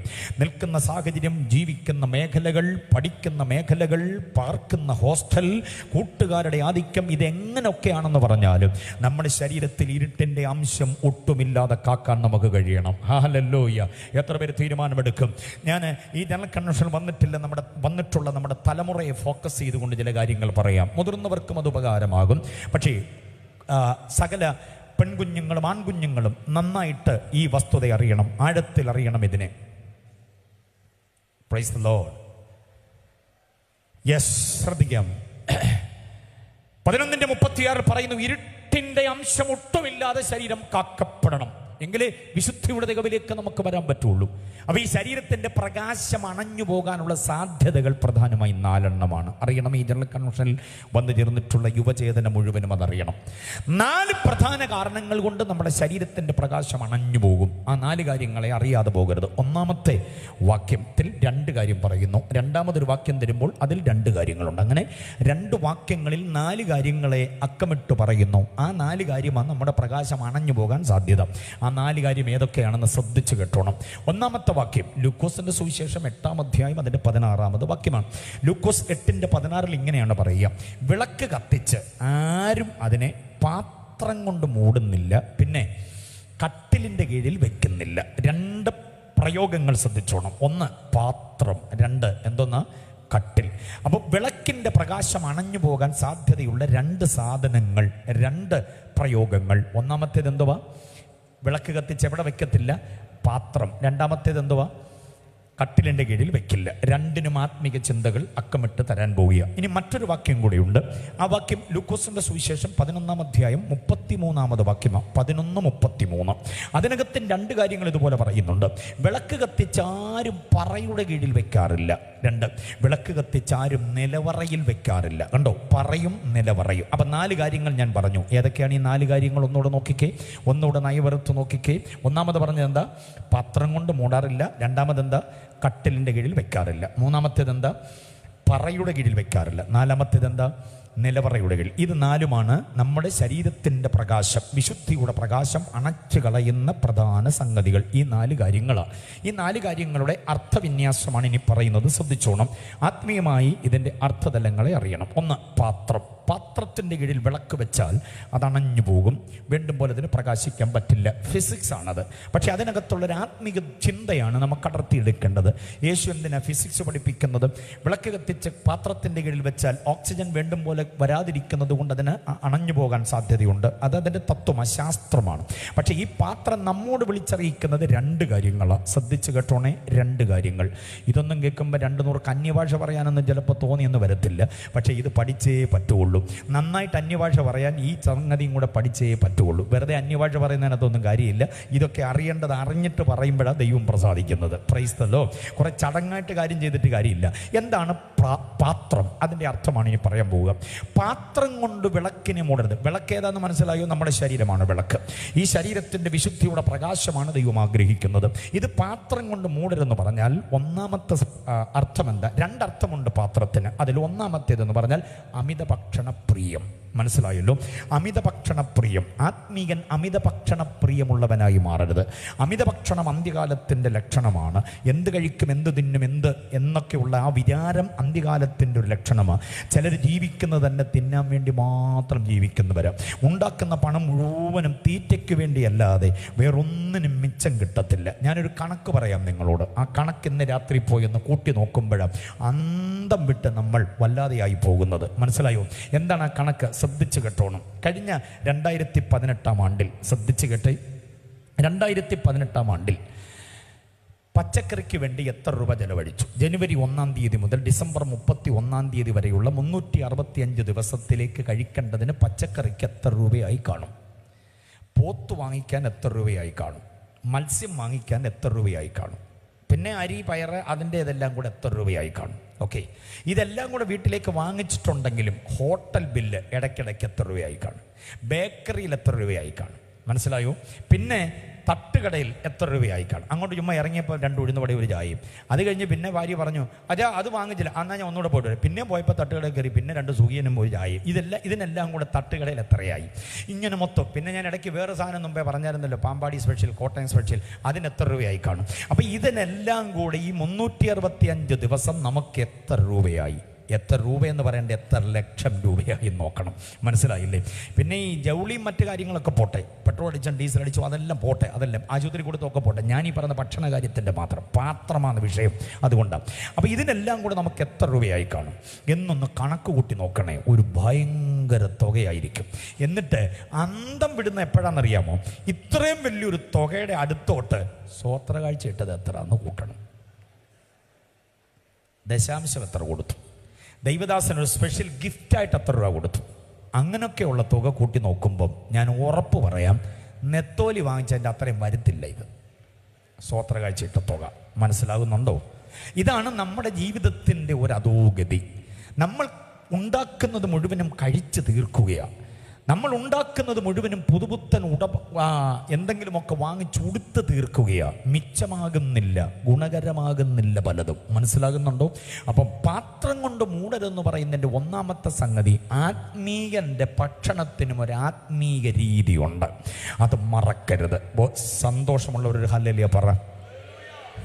ഓക്കെ, അതിനൊന്നും വലിയ ഹല്ലേലൂയയുടെ അകമ്പടി കിട്ടത്തില്ല എന്നെനിക്കറിയാം. എങ്കിലും ഞാൻ അങ്ങ് പറഞ്ഞെന്നുള്ളതേ ഉള്ളൂ. ഇനി ഈ പാത്രത്തിന് വേറൊരു അർത്ഥതലം കൂടിയുണ്ട്. ഒന്ന് അമിത ഭക്ഷണമാണ്, രണ്ട് വചനവിരുദ്ധ ഭക്ഷണം. വചനവിരുദ്ധ ഭക്ഷണം കഴിച്ചാൽ നിന്റെ ആത്മപ്രകാശം കെട്ടുപോകും. കുഞ്ഞുങ്ങളോട് ഞാൻ പറയുക, കൂട്ടുകാരി വിളിച്ച ഗെറ്റ് ടുഗദറിന് നീ പോകും, കുഴപ്പമൊന്നുമില്ല. പക്ഷേ ആ വീട്ടിൽ വിളമ്പുന്നത് വിഗ്രഹാർപ്പിതമാണെങ്കിൽ നീ കഴിക്കരുത്. മനസ്സിലായില്ലേ? ചില ഗെറ്റ് ടുഗദറുകൾ നീ സംബന്ധിച്ചു, ചില വീട്ടുകളിൽ നീ പോയി പാർത്തു. കാവും മറ്റിതര ഇടങ്ങളും ഒക്കെ ഉള്ള ഇടങ്ങളിൽ അവർ വെച്ചു പൂജ നടത്തി ദേവീദേവന്മാർക്ക് അർപ്പണം ചെയ്തതിൻ്റെ ബാക്കിയാണ് നിനക്ക് തന്നതെങ്കിൽ മോനെ നീ അത് കഴിച്ചാൽ നിന്റെ ആത്മപ്രകാശത്തിന് അത് ദോഷമായി മാറും. മനസ്സിലാകുന്നുണ്ടോ? അതല്ലെങ്കിൽ ആദ്യ തീവ്രമായിരിക്കുന്ന അഭിഷേകത്തിൻ്റെ നിറവിൻ്റെ ജീവിതം നയിക്കുന്ന വ്യക്തിയാകണം നീ. അതാണ് അതിൻ്റെ വസ്തുത. അപ്പോൾ വിഗ്രഹാർപ്പിത ഭോജ്യം കഴിക്കുക, വചനവിരുദ്ധ ഭക്ഷണം. ചെറുപ്പക്കാർ പറയുന്നൊരു അതിശ്രേഷ്ഠമായിരിക്കുന്ന വേർപാടിൻ്റെ ശബ്ദമുണ്ട് ദാനിയേൽ പ്രവചനത്തിൽ. സർ, ഞങ്ങൾക്കിത് കഴിച്ചുകൂടാ. ഉണ്ടോ? ഞങ്ങൾക്കിത് കഴിച്ചുകൂടാ. രാജാവിൻ്റെ അടുക്കളയിൽ ഉണ്ടാക്കിയ വിശിഷ്ട ഭോജ്യമാണ്, കാര്യമൊക്കെ ശരിയാണ്, പക്ഷെ ഞങ്ങൾക്ക് കഴിച്ചുകൂടാ. എന്താ കഴിച്ചുകൂടാത്തത്? ഞങ്ങളുടെ ഉള്ളിലുള്ള വചനവുമായി ഇത് പൊരുത്തപ്പെടുന്നില്ല. എത്ര പേർക്ക് മനസ്സിലാകുന്നുണ്ട്? പിന്നെ നിങ്ങൾ എന്ത് കഴിക്കും? ഞങ്ങൾക്ക് പച്ചവെള്ളം തന്നേര്, വെജിറ്റബിൾ തന്നേര്. അയ്യോ, അങ്ങനെ പച്ചവെള്ളം വെജിറ്റബിളും തന്ന ഒരാഴ്ച കഴിഞ്ഞ് നിങ്ങളുടെ മുഖം വാടി കണ്ണും കുഴിഞ്ഞ് കവിള് പൊട്ടിയിരുന്നാൽ രാജാവ് എൻ്റെ നേരെ കോപിക്കും. അപ്പോൾ പിള്ളേർ തൻ്റെ ഇടത്തോടെ പറയുന്നു, ഈ വിശിഷ്ട ഭോജ്യമെന്ന് നിങ്ങൾ പറയുന്ന ഇത് കഴിക്കുന്നവരുടെയും ഈ പച്ചവെള്ളവും പരിപ്പും കഴിക്കുന്ന ഞങ്ങളുടെ മുഖം കൂടെ 10 ദിവസം കഴിഞ്ഞ് പരിശോധിച്ച് നോക്കിക്കോ സാർ, ഞങ്ങൾക്ക് ഉറപ്പുണ്ട് പ്രമാണത്തിന് വേണ്ടി നിൽക്കുന്ന ഞങ്ങളെ ദൈവം കൈവിടത്തില്ല. ഞങ്ങൾക്ക് പറ്റാത്തത് വചനവിരുദ്ധമായത് കഴിച്ചുകൂടാ. ആ തൻ്റെ ഇടം നീ ബാംഗ്ലൂർ പഠിച്ചാലും മംഗളൂർ പഠിച്ചാലും പൂനെയിലോ താനയിലോ കൊൽക്കത്തയിലോ ദില്ലിയിലോ വിജയവാഡയിലോ എവിടെ പഠിച്ചാലും വിശാഖപട്ടണത്തോ എവിടെ പഠിച്ചാലും, അതല്ലെങ്കിൽ ഇന്ത്യയുടെ വ്യോമാതിർത്തി കടന്നു പോകുന്ന ഒരു ദേശത്ത് നീ ആയാലും ഈ പ്രമാണം സൂക്ഷിക്കാൻ കഴിഞ്ഞാൽ നിന്റെ ആത്മപ്രകാശം സൂക്ഷിക്കാൻ കഴിയും. ചിലർ ജോലിക്ക് പോകുന്നിടത്ത് കൂട്ടുകാർ വെച്ച് നീട്ടുന്നത് വാരി വാങ്ങിച്ച് കഴിക്കും. മനസ്സിലായോ? അത് ആത്മപ്രകാശം കെടുത്തിക്കളയും, അകത്തെ പ്രാഗൽഭ്യം കെടുത്തിക്കളയും. മനസ്സിലാകുന്നുണ്ടോ? അതും തിന്നിട്ട് തിരിച്ച് വരുമ്പോഴാണ് ഞായറാഴ്ച കർത്തൃമേശയുടെ ഭോജ്യം. അത് തിന്നവൻ ഇതും കൂടെ കഴിക്കുമ്പം നിനക്കത് വല്ലാത്ത പാർശ്വഫലമായി മാറും. മാറാത്ത രോഗങ്ങളും ഒരിക്കലും പൊറുക്കാത്ത വ്രണങ്ങളും വീട്ടാനാവാത്ത കടഭാരങ്ങളും ഒക്കെ കൊണ്ട് നീ പൊറുതിമുട്ടേണ്ടി വരും. പെന്തക്കോസ്തുകാരോടാണ് ഞാൻ പറയുന്നത്, കർത്തൃമേശ എന്ന് പറയുന്ന വിശേഷ ഭോജ്യം യോഗ്യതയില്ലാത്തവൻ കഴിച്ചാൽ നിന്റെ സകലവിധമായിരിക്കുന്ന ആത്മീക പ്രാഗൽഭ്യങ്ങളും നഷ്ടപ്പെട്ട് തീരാത്തതും മാറാത്തതും പൊറുക്കാത്തതുമായ പ്രതിസന്ധികളിലേക്ക് നീ കൂപ്പുകുത്തിപ്പോകും. സമ്മതിക്കുന്നവർക്ക് ഞാൻ ദൈവത്തെ സ്തുതിക്കുകയാണ്. കഴിക്കുവാൻ വായിലേക്ക് നീ കൊണ്ടു ചെല്ലുന്നത് വചനാധിഷ്ഠിതമായ ഭക്ഷണമായിരിക്കണം. വിഗ്രഹാർപ്പിത ഭോജ്യം കഴിക്കരുത്. കൊരിന്ത്യാലേഖനം 8-ാം അധ്യായം വിഗ്രഹാർപ്പിത ഭോജ്യങ്ങൾക്കെതിരെയുള്ള ശക്തമായ നീക്കമാണെന്ന വിവരം അറിയണം. വിട്ടുപോകുന്നതെല്ലാം വിട്ടുപോകുന്നതാകണം. വല്യമ്മച്ചിയുടെ ഓർമ്മപ്പെരുന്നാളും വല്യപ്പച്ചൻ്റെ ഓർമ്മപ്പെരുന്നാളിനുണ്ടാക്കിയ പായസവും അവിടുത്തെ കഞ്ഞി വീഴ്ത്തലിനും ഒന്നും നീ പോകരുത്. സമുദായക്കാരൻ ഉണ്ടാക്കിയതും അന്യമതസ്ഥൻ ഉണ്ടാക്കിയതുമായി ഒരു ചടങ്ങിനും നീ പോകരുത്. സഭായോഗം കളഞ്ഞിട്ട് നീ വീഡിയോ കോച്ച് ബസ്സിൽ ഞായറാഴ്ച ക്ഷേത്രത്തിലെ സദ്യാലയത്തിലെ ഭക്ഷണത്തിന് പോകരുതെന്നായി പറയുന്നത്. അവിടെയൊക്കെ വിളമ്പുന്നത് നിന്റെ ആത്മീയതയെ ചോദ്യം ചെയ്യുന്നതായിരിക്കും. തനതായ പെന്തക്കോസ്ത് ഉപദേശത്തിന് വേണ്ടി നിൽക്കുന്ന ഫിലദൽഫിയ ദൈവസഭയ്ക്കകത്ത് നിന്നുകൊണ്ട് ഞാൻ പറയുന്നത്, അതിൻ്റെ നടത്തിപ്പുകാരായ ദൈവദാസന്മാരെ പിന്നണിയിൽ നിർത്തിക്കൊണ്ട് ഞാൻ പറയുന്നു, പെന്തക്കോസ്തിലേക്ക് നമ്മൾ ചുവട് വെച്ചത് ആരാണ്ട് തള്ളിയിട്ടതല്ല. ഉരിഞ്ഞു മാറ്റേണ്ടത് ഉരിഞ്ഞു മാറ്റി, എറിഞ്ഞു കളയേണ്ടത് എറിഞ്ഞു കളഞ്ഞ്, വിട്ട് കളയേണ്ടത് വിട്ട് കളഞ്ഞാൽ നമ്മൾ ഇറങ്ങി വന്നത്. ആ വിശുദ്ധിയുടെ പ്രമാണം സൂക്ഷിക്കണം. അതുകൊണ്ട് പാത്രം നിന്റെ ആത്മീയതയെ മൂടിക്കളയരുത്. പാത്രവുമായി ബന്ധപ്പെട്ട 2 ചിന്തകൾ ബോധ്യമായി. ഒന്ന് അമിത ഭക്ഷണം, 2 വിഗ്രഹാർപ്പിത ഭോജ്യം കഴിക്കരുത്. ഇത് രണ്ടും മാറി നിന്നുകൊള്ളണം. സോറി, എനിക്കിത് പറ്റില്ല, ഞങ്ങൾക്കിത് കഴിച്ചുകൂടാ എന്ന് മുഖത്ത് നോക്കി കാര്യം പറയണം. അല്ലാതെ വാങ്ങിച്ചിട്ട് നീ കൊണ്ടുവന്ന് കുഴിച്ചിടരുത്. അവരുടെ ഇന്ന് വലിയ സന്തോഷം, ഞങ്ങൾ കൊണ്ട് തന്നല്ല സന്തോഷം എന്ന് പറഞ്ഞ് കൊണ്ടുവന്ന് എവിടെ കണ്ടുകൊണ്ട് കളയരുത്. അവർ തരുമ്പോഴേ പറയണം, ആൻറ്റി പ്ലീസ്, ഞങ്ങളുടെ പ്രമാണവുമായി ഇത് പൊരുത്തപ്പെടുന്നല്ല, ഞങ്ങൾക്ക് കഴിച്ചുകൂടാ, ഞങ്ങൾക്കും കൂടി ഇത് തരാൻ നിങ്ങൾ കാണിച്ച നല്ല മനസ്സിന് നന്ദി എന്ന് പറയണം അവരോട്. മനസ്സിലായല്ലോ?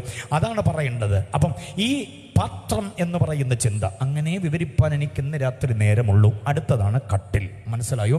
കട്ടിലെന്ന് പറയുന്നത് രണ്ടർത്ഥമാണ് ഇതുപോലെ. ഒന്ന്, അമിത നിദ്രാപ്രിയം. എപ്പോഴാ ഉറങ്ങുക, എപ്പോഴുറങ്ങിയാലും എപ്പോഴുണരും. അയ്യോ, അതിരാവിലെ ഉണരും 9 മണിക്ക്. അതിരാവിലെ 9 മണിക്ക്. സുഹൃത്തെ, ഉറക്കം കൂടുന്നുണ്ടോ നിന്റെ ജീവിതത്തിൽ? ദൈവവുമായിട്ടുള്ള ബന്ധം അകന്നുപോയി എന്നാണ് അർത്ഥം. രാത്രിയിലെ കിടക്ക ഉറക്കത്തിന് വേണ്ടി മാത്രമുള്ളതാണോ? നീ ദൈവത്തിൽ നിന്ന് അകന്നെന്നാണ് എൻ്റെ അർത്ഥം. രാത്രിയിലെ കിടക്ക ഏകാന്തതയുടെ നിമിഷങ്ങൾ കൈവരുമ്പോൾ പ്രാണനാഥനുമായി സംഗമിക്കാനൊരു നേരം കൂടെ ആക്കിക്കോണം. നിന്റെ കിടക്ക എവിടെയായാലും അവിടേക്ക് ഇറങ്ങി വരുന്ന ഒരുവനുണ്ട്. രാത്രിയിൽ സ്തോത്രഗീതങ്ങളെ നൽകുന്നവൻ, രാത്രിയിൽ നിന്നോട് സംസാരിക്കുന്ന ഒരുവൻ, വചനത്തിന്റെ മർമ്മങ്ങളെ വെളിപ്പെടുത്തി തരുന്ന ഒരുവനുണ്ട്. ദൈവദാസന്മാർ കേട്ടോണേ, രാത്രിയുടെ നിശബ്ദതയിൽ ഭാര്യ ഉറങ്ങിക്കോട്ടെ, മക്കൾ ഉറങ്ങിക്കോട്ടെ, നീ മാത്രം എഴുന്നേറ്റ് മാറൽപ്പ സ്ഥലത്തേക്ക്, എന്നിട്ട് മുഴങ്കാലമടക്ക് ഇറങ്ങി വരും പ്രാണനാഥൻ. നിനക്ക് ചില മർമ്മങ്ങളെ വെളിപ്പെടുത്തി തരും. രാത്രിയിൽ എല്ലാം സുഖസുഷുപ്തിയിലാണ്ട് കഴിയുമ്പോൾ ആരും ഇന്ന് വരെ കോരിയെടുക്കാത്ത ജലത് നിനക്ക് വേണ്ടി നിക്ഷേപമായി തരും. അതുകൊണ്ട് രാത്രി ഉറക്കത്തിന് വേണ്ടിയാകരുത്, കിടക്ക ഉറക്കത്തിന് വേണ്ടിയാകരുത്. ഉണർന്നിരുന്നവന്റെ മുഖം അന്വേഷിക്കുന്നതാകണം. കട്ടില് അമിത നിദ്രാപ്രിയം നിന്റെ ആത്മീയതയെ ചപലമാക്കി മാറ്റും. കുറെ കൂടി കിടക്ക, കൈകെട്ടിക്കിടക്ക, ഇങ്ങനെ നിന്റെ ദാരിദ്ര്യം ആരെ പോലെ? വഴിപോക്കനെ പോലെയായി മാറും. എത്ര ഗൗരവമുള്ള കാര്യമുണ്ടെങ്കിലും ഉറങ്ങിപ്പോകേണ്ടി വരുന്ന ചില ആളുകൾ മൊബൈൽ ഫോണിൽ ബെല്ല് സെറ്റ് ചെയ്തിട്ടാ കിടക്കുക, അലാറം സെറ്റ് ചെയ്തിട്ടാ കിടക്കുക. ഉറക്കത്തിൻ്റെ മൂർധന്യാവസ്ഥയിൽ ഇതിരുന്ന് അലയ്ക്കുമ്പോൾ ഒരുമാതിരി വല്ലാത്ത ഒരു വല്ലായ്മയാ. താപ്പിയെടുത്ത് അത് ഓഫ് ചെയ്തിട്ട് കക്ഷത്ത് വെച്ച് പിന്നെയും കിടന്ന് ഉറങ്ങേണ്ടി വരുന്ന ഒരു ഗതികേടുണ്ടല്ലോ, അരിഷ്ടിതാവസ്ഥ, ഒരന്തഛിദ്രം, ഒരു വല്ലാത്ത അവിശുദ്ധമായ അനുഭവം. അതിൽ നിന്ന് രക്ഷപ്പെട്ടേ പറ്റുകയുള്ളൂ. കർത്താവിനോട് പ്രാർത്ഥിച്ചിട്ട് കിടക്കണം. കർത്താവേ, ശരീരത്തിന് അല്പക്ഷീണം അറിയാമല്ലോ, ഞാൻ ഉറങ്ങുന്നു, എനിക്ക് 2 മണിയാകുമ്പോൾ ഒന്ന് ഉണരണം. എന്തിനാണെന്നറിയാമോ? അങ്ങയോട് ചിലത് പറയാനുണ്ട്, എനിക്ക് ചിലത് കേൾക്കാനുണ്ട്, എനിക്ക് എന്നെ ചിലതൊന്ന് കാണിച്ചു തരണം. 2 മണിക്ക് എനിക്കൊന്ന് ഉണർന്നേ പറ്റുള്ളൂ. 2 മണിക്ക് ഉണർന്നേ പറ്റുള്ളൂ എന്നും പറഞ്ഞ് നീ കിടന്നുറങ്ങിയാറുണ്ടല്ലോ, കർത്താവ് ഒരു 1:45 തട്ടി വിളിക്കും. എന്തിനാ? മുഖവും കയ്യും കാലും ഒക്കെ ഒന്ന് കഴുകി ഫ്രഷായി അവൻ്റെ അരികിൽ വരാൻ. ഹല്ലേലൂയ. അനുഭവിക്കുന്ന ദൈവമക്കൾ എത്ര പേരുണ്ട്? ഇന്ന് രാത്രി തീരുമാനമെടുത്തേ മടങ്ങാവൂ. കാട്ടിൽ നിന്നെ മുക്കിക്കളയല്ലേ, കാട്ടിൽ നിന്നെ ഒതുക്കിക്കളയല്ലേ, കാട്ടിൽ നിന്റെ ആത്മീയതയെ കുരുക്കിക്കളയല്ലേ. ഉറക്കപ്രിയയായി നീ മാറിപ്പോകല്ലേ മോനെ, ഉറക്കപ്രിയനായി നീ മാറിപ്പോകല്ലേ. രാവിലെ ദോശയും പുട്ടും അപ്പവും കടലക്കറി ഉണ്ടാക്കുന്നതിന് അതിനേക്കാൾ വലിയൊരു തച്ചിന്റെ പണി അമ്മയ്ക്ക് നിന്നെ ഉണർത്തുന്ന പണി. എത്ര പ്രാവശ്യം വന്ന് കുലുക്കി വിളിച്ചിട്ട് തിരിഞ്ഞു മറിഞ്ഞ് കിടക്കുക. എവിടെ തൊട്ട് വിളിക്കണമെന്ന് മമ്മിക്ക് ഒരു പിടിയില്ല. കാരണം ഇട്ട വരച്ച പോലെ കിടക്കുക, കൈ എവിടെ കാലെവിടെ ഒന്നും ഒരു പിടിയില്ല. ഇങ്ങനെ കിടക്കുക, ടയറിന്റെ മുകളിൽ ബെഡ്ഷീറ്റ് എടുത്തിട്ട പോലെ. എന്നിട്ട് എന്ത് നേട്ടമുണ്ടാക്കി നീ? ഇങ്ങനെ മണിക്കൂറുകൾ ഉറങ്ങി 10 മണിയായിട്ടും എഴുന്നേക്കാതെ അമ്മ മാത്രം അടുക്കള കിടന്ന് ചാരം തൂങ്ങി ആകപ്പാടെ വല്ലാതെ വ്യഥ അനുഭവിക്കുമ്പോൾ 10 മണി വരെ കിടന്നുറങ്ങി നീ എന്നാ നേടി മരുമോളെ? അമ്മയും അപ്പനെയും സഹായിക്കാൻ കഴിയാത്ത തലമുറ. ഇവൻ കിടക്കയിലേക്ക് പോയി കഴിയുമ്പോഴും TV ഓഫ് ചെയ്ത് പോയാലും ഇവന്റെ മൊബൈൽ ഫോൺ രാത്രി 12 മണിക്കും 1 മണിക്കും 2 മണിക്കും വളരെ കാര്യമായി പെരുമാറിക്കൊണ്ടിരിക്കുക. വളരെ വൈകി വെളുപ്പാങ്കാലത്തെ തണുപ്പിനാണ് ഇവൻ ഉറങ്ങുന്നത്. അവൻ 6 മണിക്ക് എഴുന്നേക്കത്തില്ല. 10 മണി കഴിഞ്ഞ് 11 മണിക്ക് എഴുന്നേക്കൂ. നിന്റെ ജീവിതം വഴിയാധാരമായി പോകും. അതുകൊണ്ട് കട്ടിൽ നിന്റെ ആത്മപ്രകാശം അണച്ചു കളയാതിരിക്കാൻ ഈ ദൂത് ഇന്ന് രാത്രി ഏറ്റെടുത്തേ മതിയാകുള്ളൂ. 65 കഴിഞ്ഞ് നിന്റെ അപ്പന്റെ നെറ്റിത്തടം ഇന്നും വേർക്കുന്ന നിനക്ക് വേണ്ടി പുലർത്താൻ വേണ്ടി അദ്ദേഹം ഇറങ്ങുകയാ. ആ അപ്പനോട് നീ പറ തന്റെ ഇടത്തോടെ, വീട്ടിലിരിക്കും, ഞാൻ ഏറ്റു വീട്ടിലെ കാര്യം. ഇത് പറയാൻ കഴിയണമെങ്കിൽ നീ അതിരാവിലെ ഉണരുന്നവനാകണം, അതിരാവിലെ ഉണരുന്നവളാകണം. മമ്മി ആരുടെയും പാത്രം കഴുകാനും ആരുടെയും മുറ്റം അടിക്കാനും പോകണ്ട, മമ്മി വീട്ടിലിരിക്കുക, ഞാൻ ഏറ്റു കാര്യം എന്ന് പറയാൻ കഴിയണം നമ്മുടെ പെൺപിള്ളേർക്ക്. മനസ്സിലാവുന്നുണ്ടോ? പപ്പ ഇനി റബ്ബറിൻ്റെ പട്ടം ചുറ്റാനും പോകണ്ട, റബ്ബർ വെട്ടാൻ പപ്പ പോകണ്ട. ഇവിടെ ഇരിക്കെ, പ്രായം ഇത്രയായില്ലേ, ഞങ്ങളെയൊക്കെ വളർത്താൻ ഒത്തിരി കഷ്ടം അനുഭവിച്ചില്ലേ? എൻ്റെ ഈ തടിയും എൻ്റെ ഈ നീളവും മണ്ണും പപ്പായുടെ വിയർപ്പിൻ്റെ ഫലമല്ലേ പപ്പ, വീട്ടിലിരിക്കുക ഞാൻ ഏറ്റു കാര്യം എന്ന് പറയാൻ കഴിയണം. മോനെ, ഈ മൊബൈൽ ഫോൺ എന്ന് പറയുന്ന സൂത്രം കയ്യിൽ പിടിച്ച് അതിൻ്റെ ഡിസ്പ്ലേയിലേക്ക് തലയും കുനിച്ചു പിടിച്ചിരിച്ച് ഇരുന്ന് നിന്റെ ഒരു അവലക്ഷണമായി ഇരിപ്പുണ്ടല്ലോ. വീണ്ടും വീണ്ടും പ്രായം കഴിഞ്ഞ് നിന്റെ അപ്പൻ മരം ചുറ്റി വല്ലവൻ്റെ വീട്ടുമുറ്റത്ത് ഓച്ചാനിച്ച് ജോലിയുടെ പണത്തിന് വേണ്ടി നിൽക്കേണ്ടി വരുന്ന ഗതികേട്. നീ ഇറങ്ങണം വീട്ടിൽ നിന്ന്, നീ ഇരിക്കുന്ന ഇരിപ്പിൽ നിന്ന് നീ പുറത്തിറങ്ങിയേ പറ്റൂ. അപ്പനെ വീട്ടിലിരുത്തണം വിശ്രമിക്കാൻ. ഉറക്കത്തിൻ്റെ ആഴമാണ് കട്ടിൽ കാണിക്കുന്നത്. ഒന്നാമത്തെ ചിന്തയായതേ ഉള്ളൂ, അറിയാമോ? ഉറക്കം, അമിതമായ ഉറക്കം. രണ്ടാമത്തെ കട്ടിൽ എന്താ തെളിയിക്കുന്നത്? കട്ടിലിൻ്റെ രണ്ടാമത്തെ ചിന്ത എന്താണെന്നറിയാമോ? അമിത ഭോഗാലസം, അമിത ഭോഗപ്രിയം, കുത്തഴിഞ്ഞ ലൈംഗികത, നിയമവിരുദ്ധ ലൈംഗികതയാണ് കട്ടില് നിന്റെ പ്രകാശം അണയ്ക്കുമെന്നുള്ളതിൻ്റെ രണ്ടാമത്തെ തത്വം. കിടക്കാം ആരോടുകൂടെ? ബന്ധങ്ങൾ വളരെ ശക്തമാകണം, സുദൃഢമാകണം. ഒരു പുരുഷന് കിടന്നുറങ്ങാം ആരോടുകൂടെ?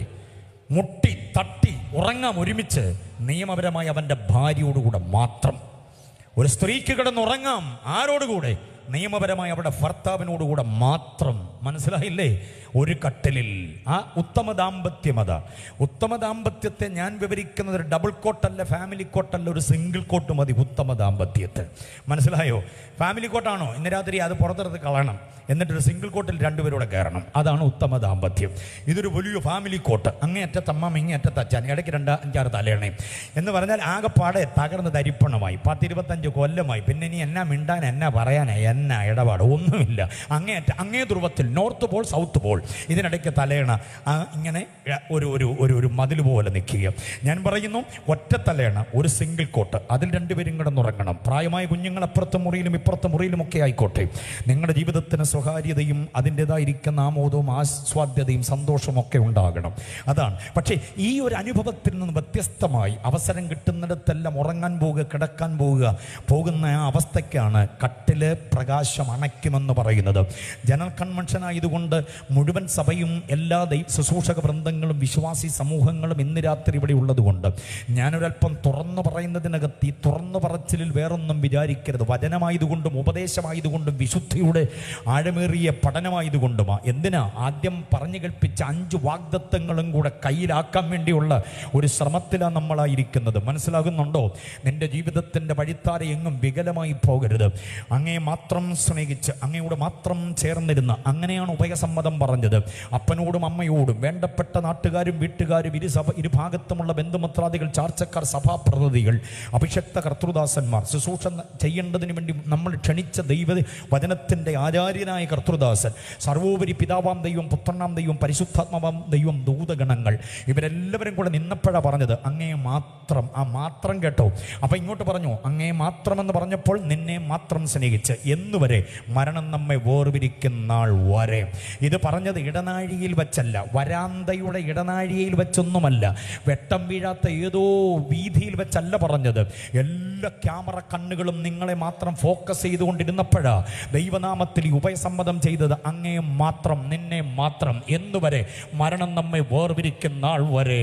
ഈ ബന്ധത്തിന് വിഘാതമുണ്ടാക്കിയിട്ട് നീ വേറെ കട്ടില് തേടിയാൽ, നീ വേറെ കിടക്ക അന്വേഷിച്ചാൽ നിന്റെ ആത്മപ്രകാശം അണഞ്ഞു പോകും. അതുവഴി പോയി പിന്നെ ഞാൻ അവനെ കണ്ടില്ല എന്ന് വരുമാറ് ആകപ്പാടെ തകർന്ന് തരിപ്പണമായി പോകും. ഈ തുറന്നു പറച്ചിൽ ഇഷ്ടപ്പെടുന്നവർ എത്ര പേരുണ്ടെന്ന് രാത്രിയിൽ കരമുയർത്തി കർത്താവിനെ സ്തുതിച്ചാട്ടെ. അനുഗ്രഹിത ശുശ്രൂഷയുടെ തട്ടകത്തിൽ ശോഭിച്ചല്ലോ പണ്ടൊരു കാലത്ത്. ഒരു 300 കുറുക്കന്മാരൊന്നും നിനക്കൊന്നുമല്ലായിരുന്നു. ഒരുമിച്ച് അടിച്ചു പിടിച്ചെടുത്ത് വാലോട് വാൽ ചേർത്ത് വെച്ച് കെട്ടി പന്തം കൊളുത്തി പാടത്തേക്ക് പറഞ്ഞു വിട്ട് ഭയങ്കര പ്രതിസന്ധി ഉണ്ടാക്കിയ നിനക്കിപ്പോൾ എന്തു പറ്റി ശിംശോനെ എന്ന് ചോദിച്ചാൽ മറുപടിയില്ലവൻ. 2 കണ്ണും കുത്തി പൊട്ടിക്കപ്പെട്ടവനായി ഒരു കോമാളിയെ പോലെ ദാഗോന്റെ ക്ഷേത്രത്തിന്റെ വരാന്തയിൽ ഇരിക്കുന്നു. വരുന്ന മുഴുവൻ ആളുകളും തോണ്ടുന്നുണ്ട്, കുത്തുന്നുണ്ട്, കളിക്കുന്നുണ്ട് ഇവനെ കൊണ്ട്. മനസ്സിലായല്ലോ? ഒരാൾ പറയുകയാണ്, ആ ക്ഷേത്ര മൈതാനത്ത് കൂടി ഒരാൾ മറ്റൊരാൾ ചോദിക്കുന്നു, അയ്യോ ഇതല്ലേ ശിംശോൻ? അതെ, ഇത് തന്നെ ശിംശോൻ. ഇവൻ എന്തു പറ്റിയെന്ന് ഒരു പിടിയില്ല. ഇവനല്ലേ പണ്ട് സിംഹത്തെ അന്തരീക്ഷത്തിൽ വെച്ച് എന്നെ പിടിച്ച് കീറി കീറി എറിഞ്ഞു കളഞ്ഞത്. അതെ, അവൻ തന്നെയാണ് ഇവൻ. ഇവനല്ലേ കുന്നൊന്ന്, കുന്ന് രണ്ട്, കുന്ന് മൂന്ന് എന്ന് പറഞ്ഞ് ശവക്കൂനകൾ ഒരു കഴുതയുടെ പച്ച താടിയല്ലുകൊണ്ട് ചെയ്തത്. ഇവൻ എന്തു പറ്റി എന്ന് ആളുകളെല്ലാം ചോദിക്കുന്നതേ ഉള്ളൂ. മറുപടി ആർക്കും അറിയില്ല. അതിനകത്തെങ്ങാനും വചനബോധമുള്ള ഒരുത്തനുണ്ടെങ്കിൽ അവൻ മൗനമായി പറയും. എന്താ പറ്റിയെന്നറിയാമോ? നാസിർ വ്രതസ്ഥന്റെ കിടക്ക മാറി അവൻ വേറെ കിടക്ക അന്വേഷിച്ചത്, വേറെ കട്ടിലിന് പോയതാ. അവന്റെ പ്രകാശം അണഞ്ഞു പോയത്. ഇപ്പൊ സിംഹം വന്ന കീറാൻ പറ്റില്ല, ഇപ്പൊ കയറ് പൊട്ടിക്കാൻ പറ്റില്ല, ഇപ്പൊ കുറുക്കനെ കണ്ട ഇവൻ പേടിക്കുകയാണ്. ഒരു കാലത്ത് ശക്തമായി ശോഭിച്ചു നിന്ന ശുശ്രൂഷകൾ പണയപ്പെടുത്തിയതിന്റെ കാരണം നീ കട്ടില് തേടി പോയതാണ്. ഇന്ന് രാത്രി തിരിച്ചറിയുന്നവർക്കായി ദൈവത്തെ സ്തുതിക്കുന്നു. ഈ ശരീരം അന്യാധീനമാകാതെ വിശുദ്ധിയോടെ കാക്കാൻ കഴിഞ്ഞാൽ കർത്താവിന്റെ കൃപ, അതിന്റെ പ്രകാശം നമ്മുടെ മേൽ വ്യാപരിക്കപ്പെടും. ഹല്ലേലൂയ. പാത്രം നമ്മുടെ പ്രകാശം അണയ്ക്കരുത്, കട്ടിൽ നമ്മുടെ പ്രകാശം അണയ്ക്കരുത്. ബോധ്യമായോ പറഞ്ഞത്?